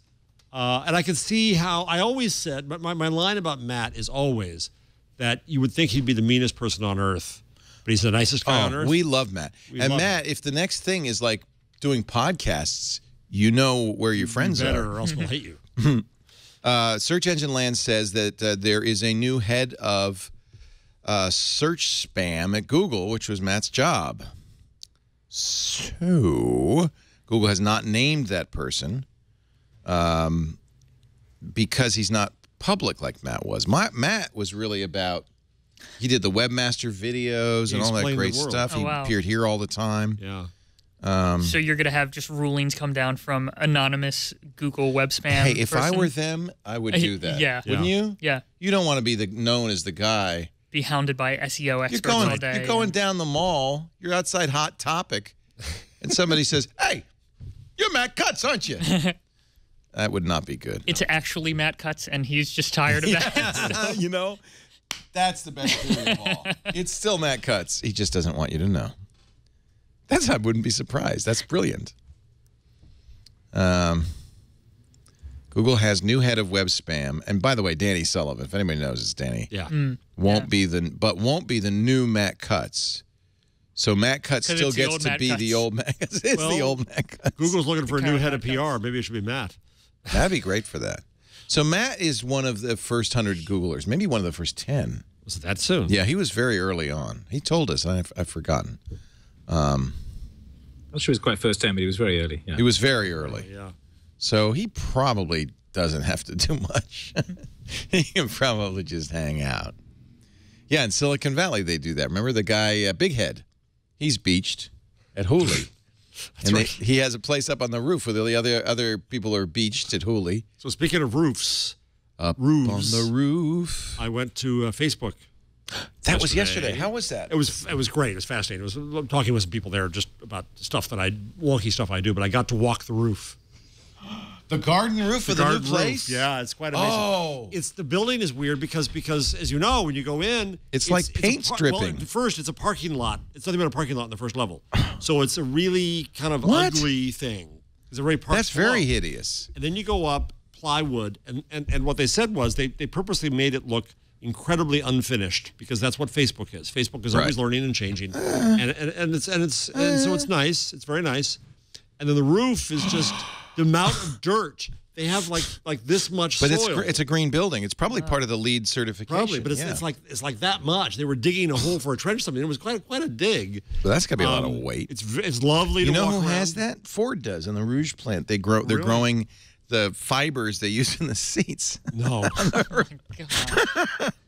9 acres crisscrossed with trails. Did you take a walk? Oh yeah, I walked. I was meeting with somebody, and he said, "Want to walk while we meet?" So we went and walked around the roof. It was great. So I see what you're saying. This looks like a crappy Silicon Valley apartment complex with below the it's garage ugly on the 'cause it's a first garage. level. So then you go up a stairway, and it's looks like a sided Motel by, 8 by raw plywood, and you get up, and it's even rawer than this. Rawer. So the beams are all still bare and have the chalk marks on them and all that kind of stuff. But it's a very nice space. That is so beautiful. They don't have a golf course up there, a putting range? They should. That's They right. really should. They should. We're missing the bet there. A little sand trap. If Google, Facebook were a real company, they would. But because they're hip, Yeah. they don't play golf. They play. They probably have a ultimate frisbee course. Well, you know, in the old days that when Mark wanted to hire you, he'd take a walk in the woods with you. So now I guess he has the place to walk. That's Steve Jobs' thing. We're actually looking at using Facebook's Parse, which we keep hearing about every year at F8. They bought them a couple of years ago. But we're trying to figure out a way with our apps, because we're going to do new apps once the new site launches, that you could use the app on, say, your iPad and then pick up your S6 and it would leave off where you left off. Oh. But in order to do that, you'd have to have an account. Which is a good thing. And Parse does this for free for like the first 1 million users. Like Facebook just like says, yeah, whatever. So I think we might do that. Except that then your account is actually a Facebook account. So Well, I asked about that, and you could sign up with Twitter or Facebook or have a standalone. And I asked, I said, is this shared data with Facebook? He said no. Wow. So you're right, though, Kevin. I want to look into that because I know our audience doesn't want to be, channeled into that ecosystem. But that would give you notifications, too. So whereas at Google, you go to a place to pick up the wires and things you need, at Facebook, they have vending machines for it. What, you mean like, I need an Ethernet cable, let me run down to the vending machine? or they have phone covers or other things. I didn't When stare you need at a it, USB-C phone chip. Yeah. They have a I think model. Google has those too. They do? Oh, I didn't see that. Yeah. I wasn't allowed in that room, I guess. They have a model of the whole building, and the model itself is just amazing. Right? It's phenomenal. Did you meet with Mark? No, but I saw him. So he's still in a fishbowl office. So I walked by and we waved to each other. Did it look like The Office in the Social Network? I can't remember Where he fired Eduardo Saverin? No. Okay. The office he had in Palo Alto was the same thing. It was a three-sided fishbowl. Wow. So we walked by. It's not as opulent as Apple's new headquarters or even or Google's. I would not call it opulent at all. No, it's interesting. No, it's good for them. It sends a message that says, we're in progress. Yeah. Yeah, it says break things. Exactly. Yeah. I like that, actually. No, I think it's risky, when a company, and it's always been said that when, the company builds its massive corporate landmark headquarters, that's the first sign it's over. Yeah. It's the beginning of the end. It's catty corner from one hacker away from the most recent headquarters. Good. And do they keep it? Oh yeah. They're just growing. Yeah, this is building Yeah. 20, so it's not like building 1. Oh my gosh. Yeah, building 20. Yeah. Yeah, I think that's why they moved down there, so they could expand into the swamp, wasn't it? Yeah. Just like, And boy, there's swamp there's there. lots of. Hey, let's take a break. When we come back, we've got more. Kevin Marks is here. It's always great to have the tumbler himself. Mr. IndieWeb. That's kind of, you're now Mr. IndieWeb. IndieWebCamp.com. Thank you for fighting the good fight. Yeah. I want to tell you what I want to do when we come back. Okay. That sounds good to me. I will alert the IndieWeb. Please alert the team. Put up the bat signal. Jeff Jarvis in the studio, in person. Love having you here. The flesh. Do you always wear black? That's like it. I right? pretty much do now. It's I didn't easier. realize. Especially when I travel. Yeah. It makes it a lot easier to travel. No mixing and matching. Yeah. So I'm too old to do the Mark Zuckerberg gray T-shirt. No. I like it. that. It's a suit. It's a Johnny Cash. Johnny thing. Cash. The only problem Man in is Black. You got to do that once. Well, what the hell? Johnny had no hair. No, he did. Anyway, Jeff is a professor of journalism at CUNY, City University of New York, an esteemed colleague. He also is the author of many, many, many great books. Gutenberg the Geek, the latest Geek-sparing gifts. And you can find his blog at buzzmachine.com. And we're really pleased to have, for the first time on the show, Ron Amadeo of Amadeo. Amadeo, yes. Not Amadeo. Of OzTechnica.com. As long as you can Google it, we're good. RONAMADEO. There you go. And the Twitter is the same. Nice to have you. Yeah. You it's must come super back fun. virtually from Jersey. Anytime. I will sit Anybody in a who little lives in South Jersey, you can be on this show. box. Okay. Hey, what's wrong with the Anybody North, at huh? Well, okay. North Jersey is the suburb of New York, right? Hey, Or is South No, it's its Jersey? own land. Where's Teaneck? According to who? According to someone from South Jersey, no. No, I grew up in- Isn't okay? The Springsteen is from South Jersey, though, right? No, it's from the shore, which is It's from the another shore. land. Oh Shore. man, I can't keep up. I grew up in South Jersey, part time in Cinnaminson. I was listening to Jungle Run at 192 kilobits per second, 24 bits yesterday. That sounded so good. I felt like I was in Jersey. I could smell the boardwalk. Oh my god. And the taffy. But there's a whole farm area. People think Jersey. Oh, they think yeah. factories. They think. But I live out in what it's beautiful. is farmland. Yeah, It's the most Yeah. beautiful Horses state. out there. The Yeah, Garden that's State. that's South Jersey. There's like a solid what I thought. line. South Jersey's all pine trees. Yeah, there's a solid line where it becomes all That's where- factories That's immediately. the Pine Barrens are out there. Yeah. Yeah. That was the greatest. The Pine Barrens. Mr. TV critic. Oh yes, right. Greatest Yes, episode of The sorry, Sopranos. Yes, Where was. Paulie Walnuts stuck in the pine barrens. stuck in the Pine Barrens in a tracksuit. I just like saying Paulie Walnuts. Our show today brought to you by those great folks at ZipRecruiter.com. With ZipRecruiter, you can post to 100 plus job sites with a click of the mouse. And this is why you want to do this. If you're an employer, maybe you just have a small business and you're looking for somebody. For instance, we are looking, I need a personal assistant to hang out my socks. So Me too. Yeah, don't you? Everybody. So you could go to 1 or 2 job sites, but wouldn't it be cool if you just went to ZipRecruiter.com and posted everywhere? 100 plus job boards, Twitter too, Facebook, Craigslist, everywhere. And you might say, well, but no, Leo, because I don't want all of those people calling me and emailing me. No, they don't. That's the beauty part. Their applications, their responses come to you in the ZipRecruiter interface so you can quickly screen and find the right candidate. In fact, you might not even have to worry about that because they have over 4 million current resumes in their database. So you put a job listing up there, you could literally, within a second, get 1,000 candidates that you can quickly screen, rate, and hire the right one fast. Just post once, and within 24 hours, you'll watch those candidates roll in. That's been used by over 400,000 businesses, including Twit, and you could try it now for free. Getting the right people for your company is everything, really. Make it easy with ZipRecruiter. Try it free for 4 days. ZipRecruiter.com/twig. ZipRecruiter.com/twig. We thank them so much for their support of This Week in Google. The creepy line has been crossed. Uh-oh. I got to be there. Google has patented. Patents, I don't like to do these stories because, as everybody knows, patents have nothing to do with products. It's just the and lawyers. Then people, the writers read way too much into them. But they have patented a way to predict what you like by accent. And the story says that this is offensive. Why is it offensive? If you say tomato, you're profiling by accent, profiling. And no, it's not offensive at all. They're No, just, it's hey, not. They're just. I would bored. like a nice restaurant for tonight. Eh? I want to go to Amadeo's. They have a very good pasta. Yeah. That's where you would want to go, though, man. Like the Italians would know where the good pasta That's right. restaurants Right. are. For And if you talk like a truck driver, you're going to get the best truck stop there. Right. I doubt very much this is an actual product, but it's kind of a fun thing. The patent implies that Germans prefer German food. I think that's safe. I think so, too. Yeah. Fried food, at least. Is music coming out of you? It's not me. I think it's that computer over there. Oh, careful. That guy's, okay.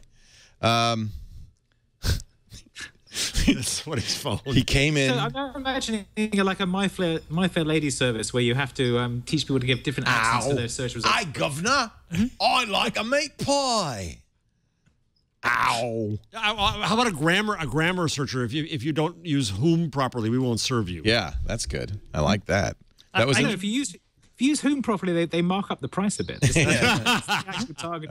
Did you see Kevin? Did you see John Oliver? Not John Oliver's. I'm sorry. Bill Maher's British accent. Why does everybody have a British accent routine? No. Oh, brilliant! Absolutely. Was this on his TV show? Yeah. Quickly search. I'm just amused that there's this assumption there's one British accent. It's like, Oh God, there's so many. That's the beauty of it. Okay. You've got the Dick Van Dyke Mary Poppins accent. Okay. You've got look up Brits for Brains. Brits for Brains. You know what I like is all of the it's changed in the 50s, but prior to like the method acting, every actor in Hollywood had a faint British accent. Oops, I'm sorry. Look up Bill Maher, Brits for Brains. Yeah. You got it? Okay. Let's watch The Luck of the Iris. Oh, that we sure jumped that. Someone has to tell me why Americans won't take anything seriously unless it's delivered with a British accent. There you go, Kevin Marks. Why in movies, even ones where the actors are Americans playing people who are not British, they still put on a British accent? It's true. Here's Brad Pitt as Achilles. Mohammedans, my brothers of the sword.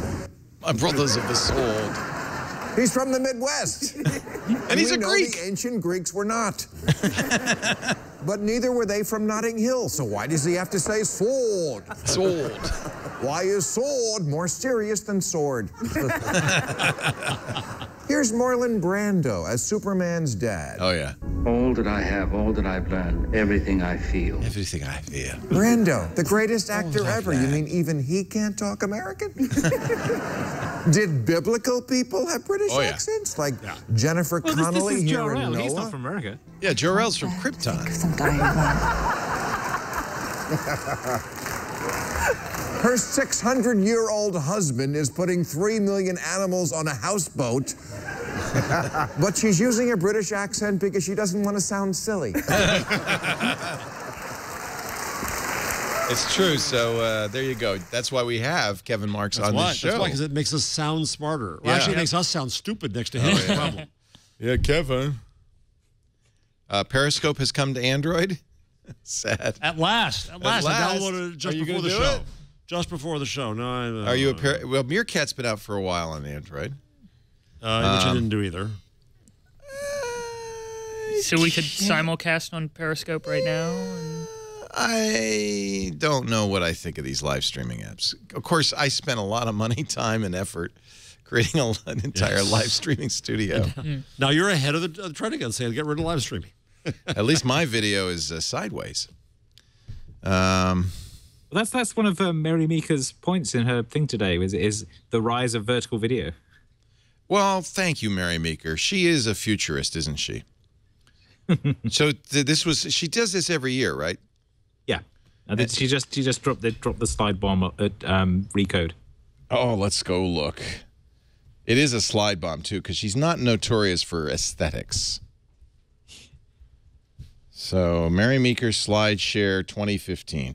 She is what? She's an analyst, right? A stock analyst, but she's famous. She's with Kleiner Perkins. She's a VC. Okay. She's famous because she's gotten things right in the past. Right?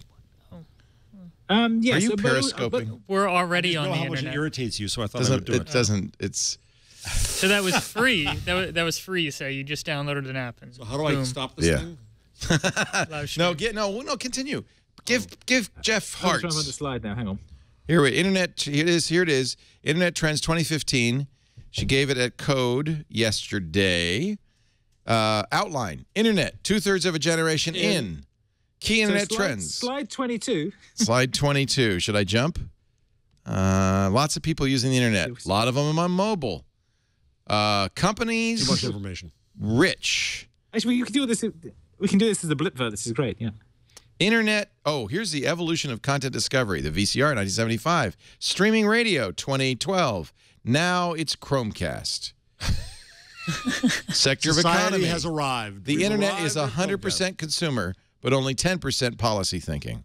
Key internet trends. Lots of math. Smartphone subscriptions. A lot of up. Average GDP per capita in 5 countries with greater than 50 million population, 44,000. In the countries with, I don't know what that means. You do a Mary Meeker slideshow like people in the developing minutes. world have less money than the developed world. It's Yeah, obvious. people have less money in the third world. Okay. Time spent per adult user per day with digital media in the USA is going up. This is a good one for you, Leo. There you go. Yeah, mobile is a big slice of that, going up too. But you know what's not going up? Other connected devices. Advertising and monetization equals something. Time spent, here we go. This is what I like. In media versus percent of advertising spending. Dumb advertisers. Like she does every year where she keeps saying there's this giant opportunity in mobile advertising and it never appears. She's had this same slide pretty much for like 4 years now. Well, that makes it simpler. She doesn't have to make a new slide.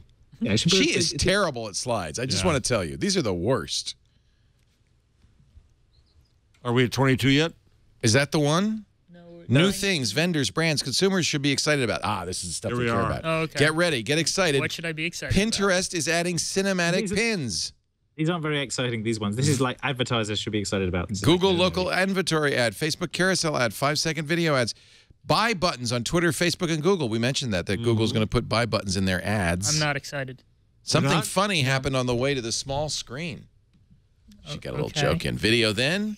Here's the vertical video slide you mentioned. Video now. But yeah, the next one is like percentage of it that's vertical or something. Though I'm not sure. This is time spent on things. Funny. Time spent by orientation. Wow. It's funny given this woman is dedicated to a misuse of bar charts. No, that's not a bad bar chart. It's a stacked bar chart. I don't like stacked bar charts because then you have to kind of figure out. 29% of video is wrong. When it's something like this, where the top one is moving, wrong. the bottom All right. Top one's moving. Horizontal screens are losing ground to vertical screens. So this is what these analyst people do all day. So 2010 was, oh, you idiot, you're holding it wrong. Right. 2015 is, this is the new way to hold it. This is the future. I've been saying that for a long time. So the idiot column is growing. So get the next slide here. Full screen vertical video ads on Snapchat, 9 times higher completion rate. Versus horizontal. I suspect that maybe because the button, I can never work out how to dismiss anything on Snapchat. How do you quit? Because it's the entire screen. Right. Just the entire screen. It's like with the other one, there's a back button. But interesting that that makes some sense to me, and it's something that we see in the Periscope things as well. It's like, oh, if your screen's that way around, may as well fill it up with video too, even if it means you're, looking through a pillar. Reimagining continues. Forget enterprise. Enterprise software used to be about making existing work more efficient. Now the opportunity for software is to transform the work itself. That's completely meaningless. Cue the Andreessen tweet. Most boring tweet of the year. This kind of sad. I'm sorry. Oh, Lord. He's quite a witty guy. Anyway. Yeah. There's here we go. This is the blipvert. Oh, no. SlideShare can't keep up. I'm going too fast. Facebook messaging, Snapchat, one user, another user, context identity, more up close and personal, select top countries for mobile subscriptions, messaging plus notifications equals a lot of text. Reimagining content, Pinterest growth, music, holidays, sports. This is better than Google Zeitgeist. You know what? There's still 137 to go. Oh, let me just Wow. skip. Man. 66. Get to Does she 66. get paid by 66? the slide? Yeah, well, you know what? People listen to her because Pornography. Users generating their content, a la Periscope Meerkat, are recreating their internet. What the hell does that mean? No, I understand that. In He other says indie words, it's indie web. No, but it's what It's my excuse and I've sticking to it. what, It's basically saying that people are reinventing the internet in their image now. And We've not been using the doing thing- that for the last 10 years. it's Of what course. It was Joseph on the cover of Time, wasn't it? Yeah, YouTube blogs, was the person of the Twitter, year it's or all something. us. What's the power of myth? Joseph Campbell said, if you don't like the dominant culture, make your own. Yeah. That's what geeks have been doing since day one. Users are recreating the internet, reimagining internet usage. 12 to 24-year-olds remain trendsetters. No. I hate that. Social media usage among American youth. Facebook #1 with youth, then Instagram, also a Facebook. Yeah, What's I think what's a the ute? rumors of Facebook's demise. Thank you. What's a ute? Millennial smartphone They live in yurts. behavior. My smartphone never leaves my side. Night or day, 87%. Leo's like, I got 6 smartphones that never leave my side. Right. You know, it's funny. Michael, our 12-year-old, came in the room yesterday in my office and said, how many phones do you have? And he said, there's 5 phones here. I said, yeah, and I got 2 in my pocket. True. And true you never story. call anybody. No, I hate the phone. When I wake up, the first thing I do is reach for my smartphone. 80%. I spend more than 2 hours a day using my smartphone. 78%. We would all be in this. Oh, these God, yeah. brain Of bars. Yeah, course. sure. The alarm goes off, so you're going to turn your phone off. In the next 5 years, I believe everything will be done on mobile devices. Everything. Everything. 60%. Only Phone? 5% disagreed. Redefining phone sex. Oh, interesting. Everything. Smartphone camera usage, almost half, at least once a day. To post on social media, 76%. Every other day, 22%. Pictures of things to do later is the number 2. Pay bills, 21%. We're not even halfway through this thing. This is just, they don't actually have, like, to communicate with other people about stuff. Unless that's... they No, haven't look at actually- this is millennial smart. Well, these are smart. This is the camera, but No, but you know, one of my big use cases is sending a picture of something to my wife saying, is this the thing you wanted? Or vice versa. Her saying, have you seen this thing? Actually, like taking photographs of stuff. oh, we do that sending all it the back and time. forth. Yeah. Yeah. And they don't have a category for that. So I think they didn't ask the question. Right. Or maybe that's under to post This on is social Periscope. media. There's a But that's- picture of Periscope. Reimagining getting what you want when you want it. If it's 197 slides, there's probably a picture of every single app ever made. I in know. there somewhere. I can't wait to get to the spoiler. Wait, well, let's do. Is There was like a too long didn't read slide. key at the design end? concept. Too long to There's read. a- Look at all the text. There's a on it. bunch of drones stuff coming. Hang on. Drones. Mary Meeker on discovers drones. drones. Wow. Does she work on this all year? More drone thoughts. Drone is driving a new way of big data collection and analysis. That's interesting. Consumer commercial drone development, ranking countries by government accommodation. I don't even see the U.S. on this list. That's another There slide, it is, Leo. 5th down. It is second slide. Just add a slide. Second slide. Oh, Appendix. appendix. Okay, so That's- appendix we at could skip that. I already 192 had of mine out. 197. Oh, my God. Well, there you go. Here's the numbers. Here's what counts. India. Well, actually, look at that. India. That's important. In 2014, 198 million internet Unbelievable, users. huh? In China, it's 632, but more than 45% penetration. So the real growth market here is India. India is going to be big time. And we've mentioned that phenomenal. before. Yeah. And then Nigeria, we talked about M-Pesa on Twitter on Sunday. Nigeria, Indonesia, Nigeria, Mexico. And India, by the way, only 16% of the population has internet. So you Pakistan have is huge 11%. opportunity. Bangladesh, How's that 7. going to change those cultures? That's infrastructure, right? The lack of wire. Well, there you go, ladies and gentlemen. Everything you need to know about 2016. future. I'm so informed. The future is here. The future is now. Okay.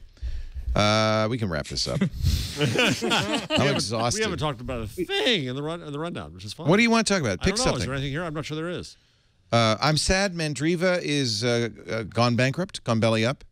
Mandriva was the distro, Mandrake distro of Linux that we installed most often on the screensavers many moons ago. It was the easiest to install. It came to a world where Slackware was the dominant Linux distribution and impossible to install. And Mandrake came along and really made it easy. Red Hat came after. I think was Mandrake, maybe you remember, Kevin, a version of Red Hat Chat Room would remember. I don't remember. Yeah, they sold Mandrake at Walmart, says Doug PDX. I remember that. You could go to Staples and get a Mandrake box. That's right. I forgot that. Bring back memories. Well, I think there's basically, if you're in the market for that, you basically just bought a Chromebook these days. That's right. The thing. It's like the Linux on the desktop is here. It's just that it's Linux on the desktop and Linux on the phone. And it's wrapped up in a bunch of stuff you can't tell. It won, but you don't know. Right. And to some extent it won because it stopped sort of slavishly imitating Windows, which was always the problem with the Linux desktops. They were like one version of Windows behind. Love Mike Masnick. In terms of UX. Tech Dirt. He's talking about the New York Times. They did a profile of Fusion, which is this new network, partly owned by Univision, partly owned by Disney. Yes. And they hired some of the best people out there. Incredible smart people. Felix Salmon is one. Anna Holmes. From The Atlantic. What's his name? Kevin Roos is there. However, from the leaked Sony emails, according to two senior Fusion staff members who spoke on the condition of anonymity, because they were going to be beheaded. Disney put the organization on notice it would not take kindly to coverage that might dent its standing with consumers after Fusion published several stories about the hacker document trove from Sony. Fusion is not alone in negotiations to create a Vice cable channel. Disney and Hearst insisted on a clause protecting the companies in the event that Vice content embarrasses Hearst or Disney in any way. Wow. God, am I glad to be independent. Jeez, yeah. Wow. So we were this is how we started, talking about how these big corporations do not understand editorial integrity. But it comes down to one person protecting you. When I was at People Magazine, which I confess, my editor, Pat Ryan, may she rest in peace, God bless her, my mentor, would protect me. Yeah. When I would criticize HBO, Michael Fuchs, head of HBO, would scream up, "Fire that bastard," and it would come back down. And she would say, "F you back," and it would go back down. But who's protecting people now? Is there somebody? What I'm saying is it comes to a brave boss or brave editor who. Yeah. But the most insidious thing in a company like that is not necessarily what's ordered; it's what people think might be ordered. It's the chill that you put on yourself. Caesar's wife must be above suspicion. I don't know what that means. What the hell? Where does that come from? I think it's vaguely Shakespearean. I'm sorry, I didn't say it in an English accent. That's right. Caesar's wife must be above suspicion. Brilliant. Brilliant. I was with some Americans who moved to The Guardian, and they said that the Britishism, see what you think about this, Kevin, they'd throw them absolutely nuts, is the Brits would come up and say, "You okay?" And the Americans would say, "Do you know something I don't know? Is there something wrong? Do I look bad?" And I found out it was just a British way to say, "How are you?" True, Kevin? Interesting. I don't recognize that one. But you don't? Okay. Yeah. Maybe they're trying to sound American. Maybe they're trying to sort of say something to the Americans that in some sort of reverse cultural thing of like, oh, Americans you're not okay. okay. It's us that. Yeah, it's that problem. Yeah. Comcast, knowing that soon the FCC will be taking complaints, really, under the new net neutrality regime, which begins in a few weeks. Comcast quickly, just the other day, fixed up its internet connection with Level 3. They've been going back and forth, and a lot of this had to do with originally with Netflix, but just in general with this whole idea of gatekeeping, I think, and of paid tiers. So that's good. You know, you want to clean all that stuff up before there's actually teeth regulations. You wouldn't want that to get in the way. We mentioned Gig Home acquired by Knowingly. Actually, you did more than I thought. Yeah, see? You're pretty good as a knock host. it. Don't knock it. You ought to try doing this for a living. All right. We accidentally blew through the list, didn't we? Well, we blew through your list. And I can't wait for tomorrow. It's going to be exciting. And it's going to be a crazy we didn't even keynote mention with bloody fingers. the new photo app. Everybody knows that, right? Yeah, Google Plus is losing its photo not section. really, well, that's a question. Are they taking it out of Google Plus, you think? Sure. Yeah. Of course. I mean, why? What do you mean? Would it be in both places? I would imagine it would share to both. Yeah, right. I think so. But it's gonna be like it'll be a neutral kind of. Bradley is in charge, I think, of photos and streams. Instead of Google Plus is going to be just a stream, and it's not going to how go many anywhere. crossing stream jokes has he endured? We will watch that with interest, because that would, I think, be beginning of the end for Google Plus if they take the photos capabilities out and externalize them into a Photos app. I think Google's done with like artificially propping up Google Plus, though. I mean, they just did the tweets and search results thing the other day, and they're just like Twitter won. Yeah. But the issue is that they do need streams. Facebook is a stream of attention. Twitter is a stream of attention, and so on and so on. Google does not have a stream of attention. Google's still based on a page-based web. Yeah. They have a stream of attention in Google now. They're not actually quite a stream. How much time do you spend with Google now? Well, but that's the Google way of looking at it. The point is not to dominate your thing; it's just to send you the bits that matter. Right, but what I'm saying is isn't Google now the results, not the end? I mean, it's what you're using that to get is stuff. The problem is that the advertising model is going to be based on attention streams. And I don't think they put ads in Google now. No. Well, they kind of do. I mean, they say really. Sure, they say places to go and visit and stuff like that. Well, that's not paid. Oh, is that paid? Well, maybe it is. Is that paid? It doesn't say paid. Do you know it was paid? That would be not bad. That would not be cool, man, if it was paid and they didn't say it. This is the first time since I said it on the show where I just had... You have a ton of stuff in there. No, I don't have that much. Oh, it's because you're traveling. I'm traveling, that's right. Google Now is so much better when you're traveling. I don't have Edward Snowden in here for the first time. Every single time. Now I have Tomorrowland. I wrote a post about Tomorrowland, so now that's going to be there for weeks. How'd you like that? It was okay. I wrote a post on Medium arguing that the problem is, as I well know, that optimism doesn't sell. Yeah, I read that. Yes. Yeah, cranky pessimism is always the way to go. Dvorak learned that, taught me that years ago. You got a problem with that? The master. He's the master. You can't basically, because I'm Mr. Smiley Smile. I love it all, right? And he said, "No, you're stupid, Leo. Don't do that." He said, "You cannot go wrong dissing a new technology." Oh, occasionally you say something bad about a mouse, and people remember that for years. But for the most part, you're right. The most new technology is crap. So it's a safe bet if you say, life sucks. Well, but it goes beyond that. It's also, how's this going to ruin us? Yeah. So my argument is that dystopianism is basically the ultimate in hubris, because it says your fellow man and woman are too stupid to use this stuff. They're going to use it to ruin life. They're all idiots, and I'm smarter than them because I can see this. You know, it's funny because you wouldn't think this, but you are one of the most optimistic people I know. Why wouldn't you think that? Because you're so cranky. I'm not cranky. God damn it. How dare you say that I'm not cranky? No, but you're really quite the pie-eyed optimist. I am. You believe in the future of humankind. Yeah. Even more than you do. You're an optimist too, but I think I'm even more I'm than an you optimist, but it's hard to maintain that my way when you have a optimism chat room in the face of the truth about people. Yeah. It was a joke. Are you an optimist, Ron? I think you're an optimist. People say I'm rough on phones when I review them, but You should be. I'm always optimistic about stuff.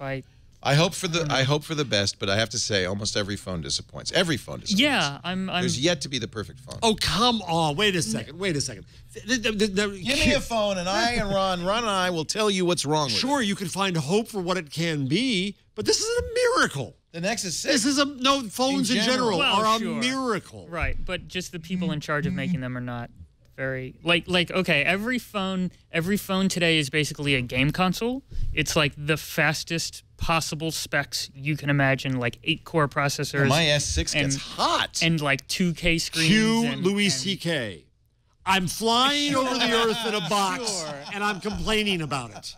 Sure, but that doesn't mean that everything that is out is perfect, and there's no way. No, I never said perfect. What I'm asking for is like a business phone. Remember, like BlackBerry, where you could have what? Wait, BlackBerry is your standard? An actual BlackBerry, but just that there is a market. Something with real functionality. You don't sound There is a market for something that values like battery life over just let's make the numbers on the spec sheet as big as possible, so that the phone can. I have no idea what run Crysis. Like, what do they want to do with these? With these 8-core processors and everything. But I think also, Jeff, it's stipulated that this is a miracle, that we have in our pocket more power. You know, basically a supercomputer. Yes, that's stipulated. That's not the issue. And then you get greedy. Right, that happened 6 years ago. All of these are that. Now the question is, but do they live up to? That's baseline exactly. Right. Is miracle. We live in an age of miracles, and that's the baseline. Here's the way I've been doing. Here was my Matthew Ingram argument the other day. Give me the business terms. All right, so give me the terms of what would make a phone satisfy you. Well, apparently Ron wants a BlackBerry. Battery life. Okay, fine. Battery life is inadequate across the board. Except maybe the OnePlus One. The OnePlus One has decent battery. I charged my phone at 8 a.m. The Xiaomi Note 4. Because I had to get up to go to the airport. And where are you now? So, I've charged it twice today. Yeah, I carry a battery. Jesus, I don't have that problem. Well, when you're traveling and you're going to be up for however many extra hours I'm going to be up for today, changing time zones. And iPhone does pretty well with battery. I will grant you that. What else? Nothing. So just battery. Just battery, and you're satisfied. No, just don't give me a 2K screen. Don't give me 8-core processors. I love my 577 dots per inch. What does that say? Approximate 12 hours left. Look at that. Is that a OnePlus One? What is that? That's the Nexus 6. It says 12 hours left.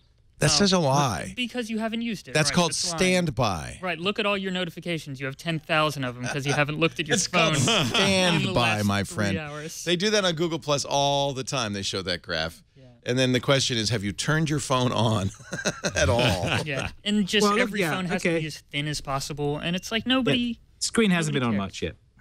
Yeah, what's the screen time? Not much. They ruined that chart. It is so useless. It is. What is the little ticks and nicks? Well, no, I don't think that's a useful chart. Basically, it's saying of the time that was spent there, what was on where and what was causing the drain. Yeah. And so I've got a decent Wi-Fi and mobile network connection, so that's not causing the drain. Whereas if it's bad, then you get little yellow stripes there, and then you see slopes in the thing. Right. And the screen on little bands there, you tend to see slopes down there. Yeah, it's more useful when it isn't projecting like 12 hours. That's what's wrong with it, is that it needs Kevin Marks to explain it to you. Yeah, but I find that usefully diagnostic. But I actually download GSAM battery monitor most of the time because I find that a little more granular. So I have, what's it called here? I have 2 hours left. 2 hours left. And you've charged it twice already. I've charged it twice. Look at that graph. Yeah, it just goes up and down and up and down and up and down all day. But this is the charge. Yeah, you can see the graph going up where it's charged. Yeah. I have Battery Guru on. Is that worthwhile or not? No, that does nothing. It does nothing. So. Take it off. But part of that is you're up there where the reception's bad, so it's warm working right now. It's been in my pocket. What do you have running? Mine's as cool as a cucumber. Really? My iPhone doesn't feel anything. It's on Wi-Fi. It doesn't love anybody. It is a cold, hard slab of glass and metal. And notice you said that in a British accent. Yes. Yes. Let's get our tips and tools and numbers and things and all of that. Well, but one more thought on the phone. So yes. I had a fascinating conversation this week with Quinn Norton about this because she was doing that art project at P&I I was talking about. Yeah. But she says she likes to write on her phone. And there is now this like small cult of people trying to find the Android phones that still have physical keyboards because they want to write on their phone and they like have a physical keyboard. Wow. And it's hard because the market's moved against them. And so that's another one of these things. It's like she really likes people to write on her phone. She has a lot of reporting from strange places. Having a QWERTY keyboard she can type fast enough on is great. Having a screen she has to keep wiping because she's somewhere that...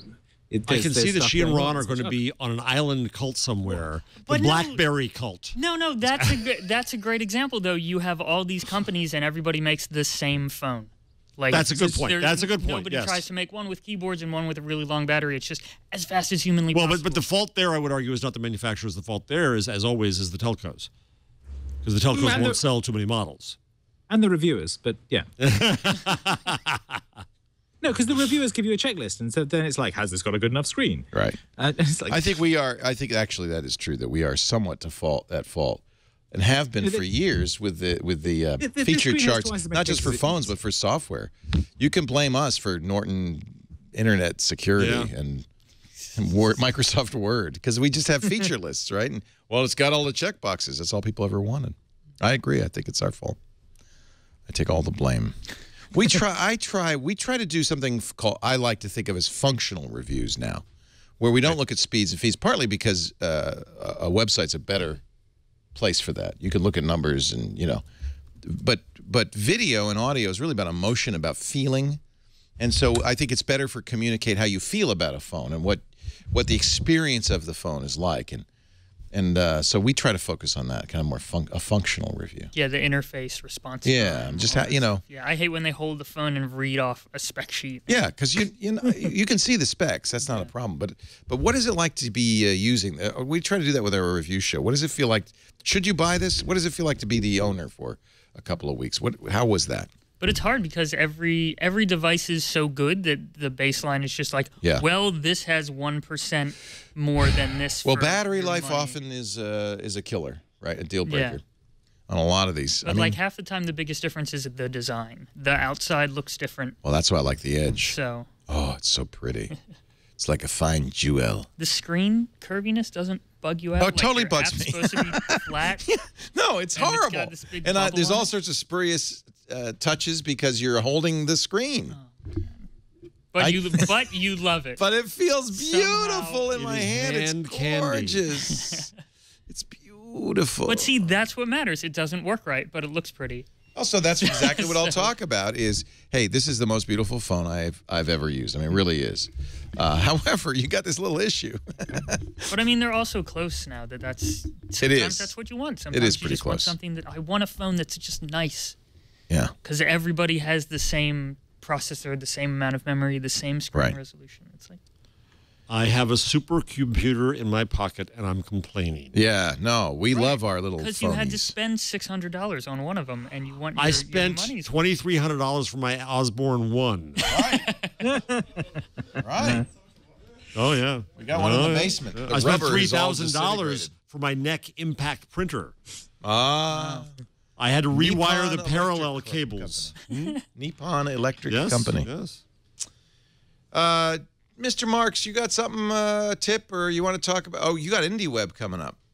IndieWeb I Camp. want to talk about IndieWeb Camp. So IndieWeb I've talked about before. It's the idea of using the web for your own purposes, not for companies' purposes at their shortest. But IndieWeb Camp is the heart of this, which is IndieWeb Camp, where everybody sleeps alone. Because they're independent. Oh, I thought just because they couldn't get laid. No. I didn't mean that. I just meant they're all independent.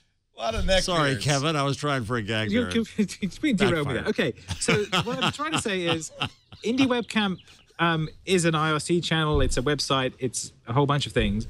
But at its core, it's an annual camp over a weekend in Portland. And this year, it's July 11th to 12th. There are also other sites being set up as well. I'm not sure if they're all up yet, but people are talking about having a parallel one in Brighton in England and possibly one in Europe as well. That'll be the smart one. Sorry, I'm trying again. But previous years we've had I think previous years we've had staggered ones in different places, and there were several of those this year too. Last year we had some going on in parallel in different parts of the world, so I think that's going on here. But the going up to Portland for the 11th and 12th of July is when this will be going on and doing this. And the format is usually the first day we get together and talk about what we've already done on our sites and ideas and things. And then the second day we sit there and hack on something until we've got something new and interesting. And then the end of the second day we show off what we've built. So it's a fun weekend of working on your own site and learning from other people who are doing the same thing. And I found it very useful over the past 4 or 5 years, 4 years I think it is. I've been going. So just wanted to mention that. if you're interested in web development, have a look at that, and also go to indiewebcamp.com and look up our chat room if you like. And thank you for the work you do. Oh, I agree. Important. Yeah, I use with Known as my blog platform. Leoville.net is there, and it's just great. And I really want to figure out, Kevin, and maybe while you're at Indie Webcamp, you can put a little bug in Ben and Aaron Joe's ear, because we're going to Europe at the end of June. Actually, it'll be before the camp. But I want to be able to, like, journal from my trip. And Indie Webcamp on mobile still doesn't, it's hard to upload. I can't upload video and audio yet. I want it to be kind of a full tool that I can journal from. They're getting there. They've made amazing progress. Yeah. It's really kind of cool. Now when I Instagram, it goes right there. We mentioned that last week. That's audio and video are harder because there's just not the support there at the web level. Basically, the hard part, I think Ben read about this week, the hard part is it's very hard to get the phone to the transformation before it uploads. Right. So by default, the web stuff is set up to upload the raw version, which means it takes forever. So you need a client-side app to translate it from the full version to the compressed version before you upload it. I see. And that's the piece that's not quite there yet. So that the answer may be a companion app that does that, and then post those. Okay. I'll take anything. And then they're going to render video on your cell phone battery. Oh, you got a number for us? Well, it's a trade-off, isn't it? It's battery versus bandwidth. It is. Yes. What was it? I saw a bored Elon Musk. That's a great Twitter account and it was to follow. something about how you're going to do a video of watching your battery go down. You ruined the punchline, whatever it was. So this is a weird number. So this is kind of a confession. In the past, when it comes number time, and I've grasped for straws, yes, I have gone to the Millward Brown brand value ranking. Right? And so I looked at it this year, and it said that Apple has retaken #1 position from Google. Okay. Apple's brand surged 67% in value. Well, how the hell do they know that? It's magic. Well, so I looked up the methodology, and it's a bunch of smoke and hooey. We've talked about this before. You have? Yeah. Well, I think with you. Really? Maybe not, but I didn't. So they take maybe on Mac Break Weekly because it's kind of goofy. We take the financial value and multiply it by brand contribution, which is expressed as a percentage of financial value. The result is brand value. Brand value is the dollar amount a brand contributes to the overall value of a corporation. What? And they measure such things supposedly as whether it's meaningful, different, and salient. How do you measure that? It's the richest company ever. World. That's I good. Apologize for using this number. #1. Yes. We're #1. Get them a foam finger. It's actually pretty amazing given that they're actually doing better than they were when Steve Jobs was alive. Qualitatively, that's true. Does anyone agree with quantitatively, does anybody agree with that? Do you guys, financially. Do you guys think, financially. No, in terms of brand value, I think I agree with you, Nuran. No. Oh, I think brand value isn't going up. Absolutely. Is going up? Yeah. No. Look at this watch. They got people paying $17,000. How many schmucks bought it? 30,000 a week. Really? Yeah. Wow. Yeah. Because I mean that's $1 million a month. That's interesting. Is like the first kind of Tim Cook product, I guess. I don't think it succeeds as a product, to be honest, really? but it's selling like hotcakes. And that doesn't hurt the brand? Well, in the long run, it might. Actually, that's a good question. Yeah. That's a good question. Short run, no, but long run, it might. I don't know. This is the new thing. I mean, it's probably pretty hard to screw up the iPhone, but... Well, that's the thing. It's hard to come up with a successor to the iPhone. Yeah. You guys were just a minute ago complaining how imperfect it was. Wow. Nothing's perfect, Jeff. We know that. But it's pretty good. No, but I'm just saying that that's the challenge is if you had the most successful, I think arguably the most successful product in the history of the world, which in the iPhone, how are you going to do better than that? Water. Okay. Make it faster. Make it faster. That's always the answer. And apparently this year, and bigger. thinner. And bigger? Yeah. Bigger, faster, thinner. Do you have anything you'd like to share with us? I mean, we don't have to. I don't know if we're surprising you. But any tool that you like to use? What's your phone? Have you found a phone with a perfect keyboard? I don't want a keyboard. Oh, you? It's not you that wants He's the one who wants the keyboard. battery. Kevin's friend wants the I keyboard. want a giant battery. Quinn wants the keyboard. All right. Who wants the No, keyboard? my favorite tool is a gigantic battery that's big that I carry with me. I found there's one company that makes a Qualcomm 2.0 quick charger battery. Oh yeah, I've heard about this. Yeah, and that's nice to have. It's called Aukey, A-U-K-E-Y. It's it's almost 20, I think it's 20,000 milliamp hours or something. It's enough to charge the phone a few times. Right. And it's not, it's the standard size of all these kind of like cigarette pack batteries. So I carry that around in my briefcase, and that's going to give me 3 charges, and in about an hour I'll get full charge, which is nice to have. There it is. No, that's not it. But this company, but they make those really they make a cool, quick like, charger. There it is, that 5 silver chargers. thing. Yeah, it's just a battery with. It's like you've seen these a million times, right. But it's the only one that I know of that's Qualcomm Quick Charge 2.0 certified. Okay, it's only 10,000 milliamp hours, but that's the same still quick charge that 4 this charges. uses? Yeah. Oh, it is. Yeah, Qualcomm. Yeah, it would work with the Nexus 6. Right. But maybe your Galaxy S6, maybe not. It does work with the Galaxy S6. Yep, Does it? just fine. Okay. Well, isn't that weird because it's an Exynos? Yeah. But somehow it does quick charge. Well, I mean, it's just more voltage, so it shouldn't be. It shouldn't be too hard. But it's just more voltage. From your mouth to God's ears, ladies and gentlemen, Ron Amadeo from Ars Technica, arstechnica.com. You must read him every single day because no, seriously, I do. So you should too. It's really a great resource. Thank you. We don't do reporting. We do commentary. I let you hard-working fellas do the reporting. Get out there. And starts tomorrow. I'm ready. you're going to live blog the whole thing? Probably. Yes. On this? Yes. Okay. What time are you showing up at Moscone tomorrow morning? I don't know. I need to go see Andrew and talk about that. I don't know. Early, very early. Who knows? When are you showing up tomorrow? 7, I think. When we get done drinking. You're going to get in line. Is it at Moscone West? Moscone, the big one. Yeah, I think so. And No, press, the they escort upstairs. Is that the little one? Hang. No, the West is not the big one. The big one's on the underground one. Oh, yeah. Yeah. Everything's at West, isn't it? Yeah, West is where Steve would give his... Hallowed ground. Yes. His iPhone keynote was at West. The iPad was not. That was Yerba Buena Center. All right, well, we'll cover it tomorrow. I'm excited. We'll be watching. I'll look for your shining faces in the audience. And our tweets. And your tweets. Yeah. I'll follow your live Facebook blog posts. At arstechnica.com. How much periscoping will be going on? I'll be looking for Kevin Marks to sneak in. I'll see if I can sneak in. If I'm going to sneak in, I'm probably going to in the afternoon, which I won't get up at the crack of dawn and head up there. Yeah. But I will probably watch it from home and. So you're the kind of guy you like to go to the track, the seminars. Yeah, the real stuff. Conferences. You like to. Yeah.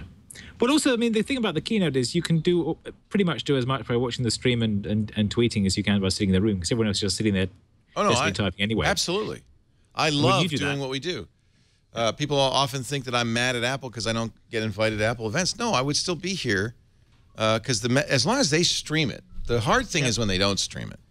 But then we're needed more than ever to analyze the live blogs altogether. I was way more informed when I didn't write, and I could sit at home and just watch everything. Absolutely. Now I have to deal with logistics and all this other. 9:30 a.m. Pacific, 12:30 Eastern time. We go live right after TNT tomorrow morning. Gina Trapani will join me along with Ron Richards and Aaron Newcomb. It's going to be good. It's going to be fun. We shall have fun. You and I. And I thank you for being here. Thanks, Kevin. Thank you. Have fun tomorrow, Mr. Jeff Jarvis. Thank you for being here. It's so nice to see you. Wonderful to be here at braving the bridge to be here. Did you get lunch yet, or are we going to? We got lunch. Okay, good. Thanks to you. Thank you for lunch. Very good lunch. Ron Amadeo. What'd you get? I had the salmon BLT. Me too. It's good. Oh, yeah, it's great. ArsTechnica.com. Thank you for being here. Anytime. Yeah. It's fun. Really nice. We do this show right after Windows Weekly. Usually that's supposed to be... Right after the beer. Right after the beer. When the beer happens, I wake up. If you hear the beer pick, then you know it's Jeff soon. 1 p.m. Pacific, roughly. One-ish. 4 p.m. Eastern Time. That'd be 2000 UTC at live.twit.tv. And yes, we're going to keep doing the live stuff. Forget what I said. I gave up. You can also find us on demand. I know I'm impulsive. I was upset. With good reason. Well, you know what happened is, I mean, I was serious about it then I realized that's not going to do anything. jerks be jerks regardless. And Lisa talked me off the ledge. She said, "Don't worry, we'll figure it out. We'll find a way." And I also heard from like 8 million people. That didn't hurt. So you have been heard. You can also get to on-demand versions of this show and all our shows, including the specials, at twit.tv. This show's at twit.tv/twig, youtube.com/thisweekingoogle, iTunes, all the places. Your podcast app. You got the new deal with Spotify. Spotify is a big deal. Now, it's not on Android yet, because so it's on iOS. I know, it will be. So it's on iOS, and even then, you have to go into the iOS app and you go into settings, and then they'll say, "Do you want the new features?" And you say yes, and then your interface will change, and you'll see a shows button. We're there, audio and video, all our shows. This is a great. I mean, we're really excited about this, and apparently, they've been playing this for a while. Apparently, I was told by their PR or whoever, their technical contact, Daniel X said, if you're going to have podcasts, you got to have Twit. So thank you, Daniel. Awesome. We're really, really thrilled about that. And it's not the end of the news in that regard. There will be more and more ways to consume. Not to mention a new website next week. And is it next week? Yeah. All this work, all this money is finally paying off? The API is out? Not yet. The API is not. There's people right away, right now, going. But we will. Yeah, we'll be soon. Yay! Good news. Probably. I was hoping June 1st. I'm thinking now. You had given up hope, and now you have it back. Well, I never gave up hope. We get a preview. I don't know how well it's working right now. The images aren't, because the certificate isn't there. So it's. Let me just see. I probably not. Let me just see if we get the images. No, see, the images are still broken. So you get a bad experience because you don't. That's not the layout at all. Yeah, I'm not getting your feed, but that's okay. If it's not getting the images, then let's not show it. Yeah, no. Yeah. I'll tell you. So this is the key. Live on demand apps. We're gonna link to the apps. Yay. Subscribe. Well, nice. We have a schedule now that actually works. Yay. Which is just a Google Calendar stuck in there. Hey, why? I found out what it would cost to rewrite Google Calendar. And I said, no, maybe we'll just use Google Calendar. You'll be on here, people. Yay. I'm a person. We're going to get pictures. People. Yeah, it's all there. We'll tell you when it's, well, we don't have to tell you. You'll know. You'll go to the site and you'll go, what the hell? It all changed. It's all different. And then they'll complain. They always complain. And the complaints will begin instantly. Yeah, because it needs a bigger battery. Yes. More batteries. Thank you for joining us. We'll see you next time on This Week in Google. Bye-bye.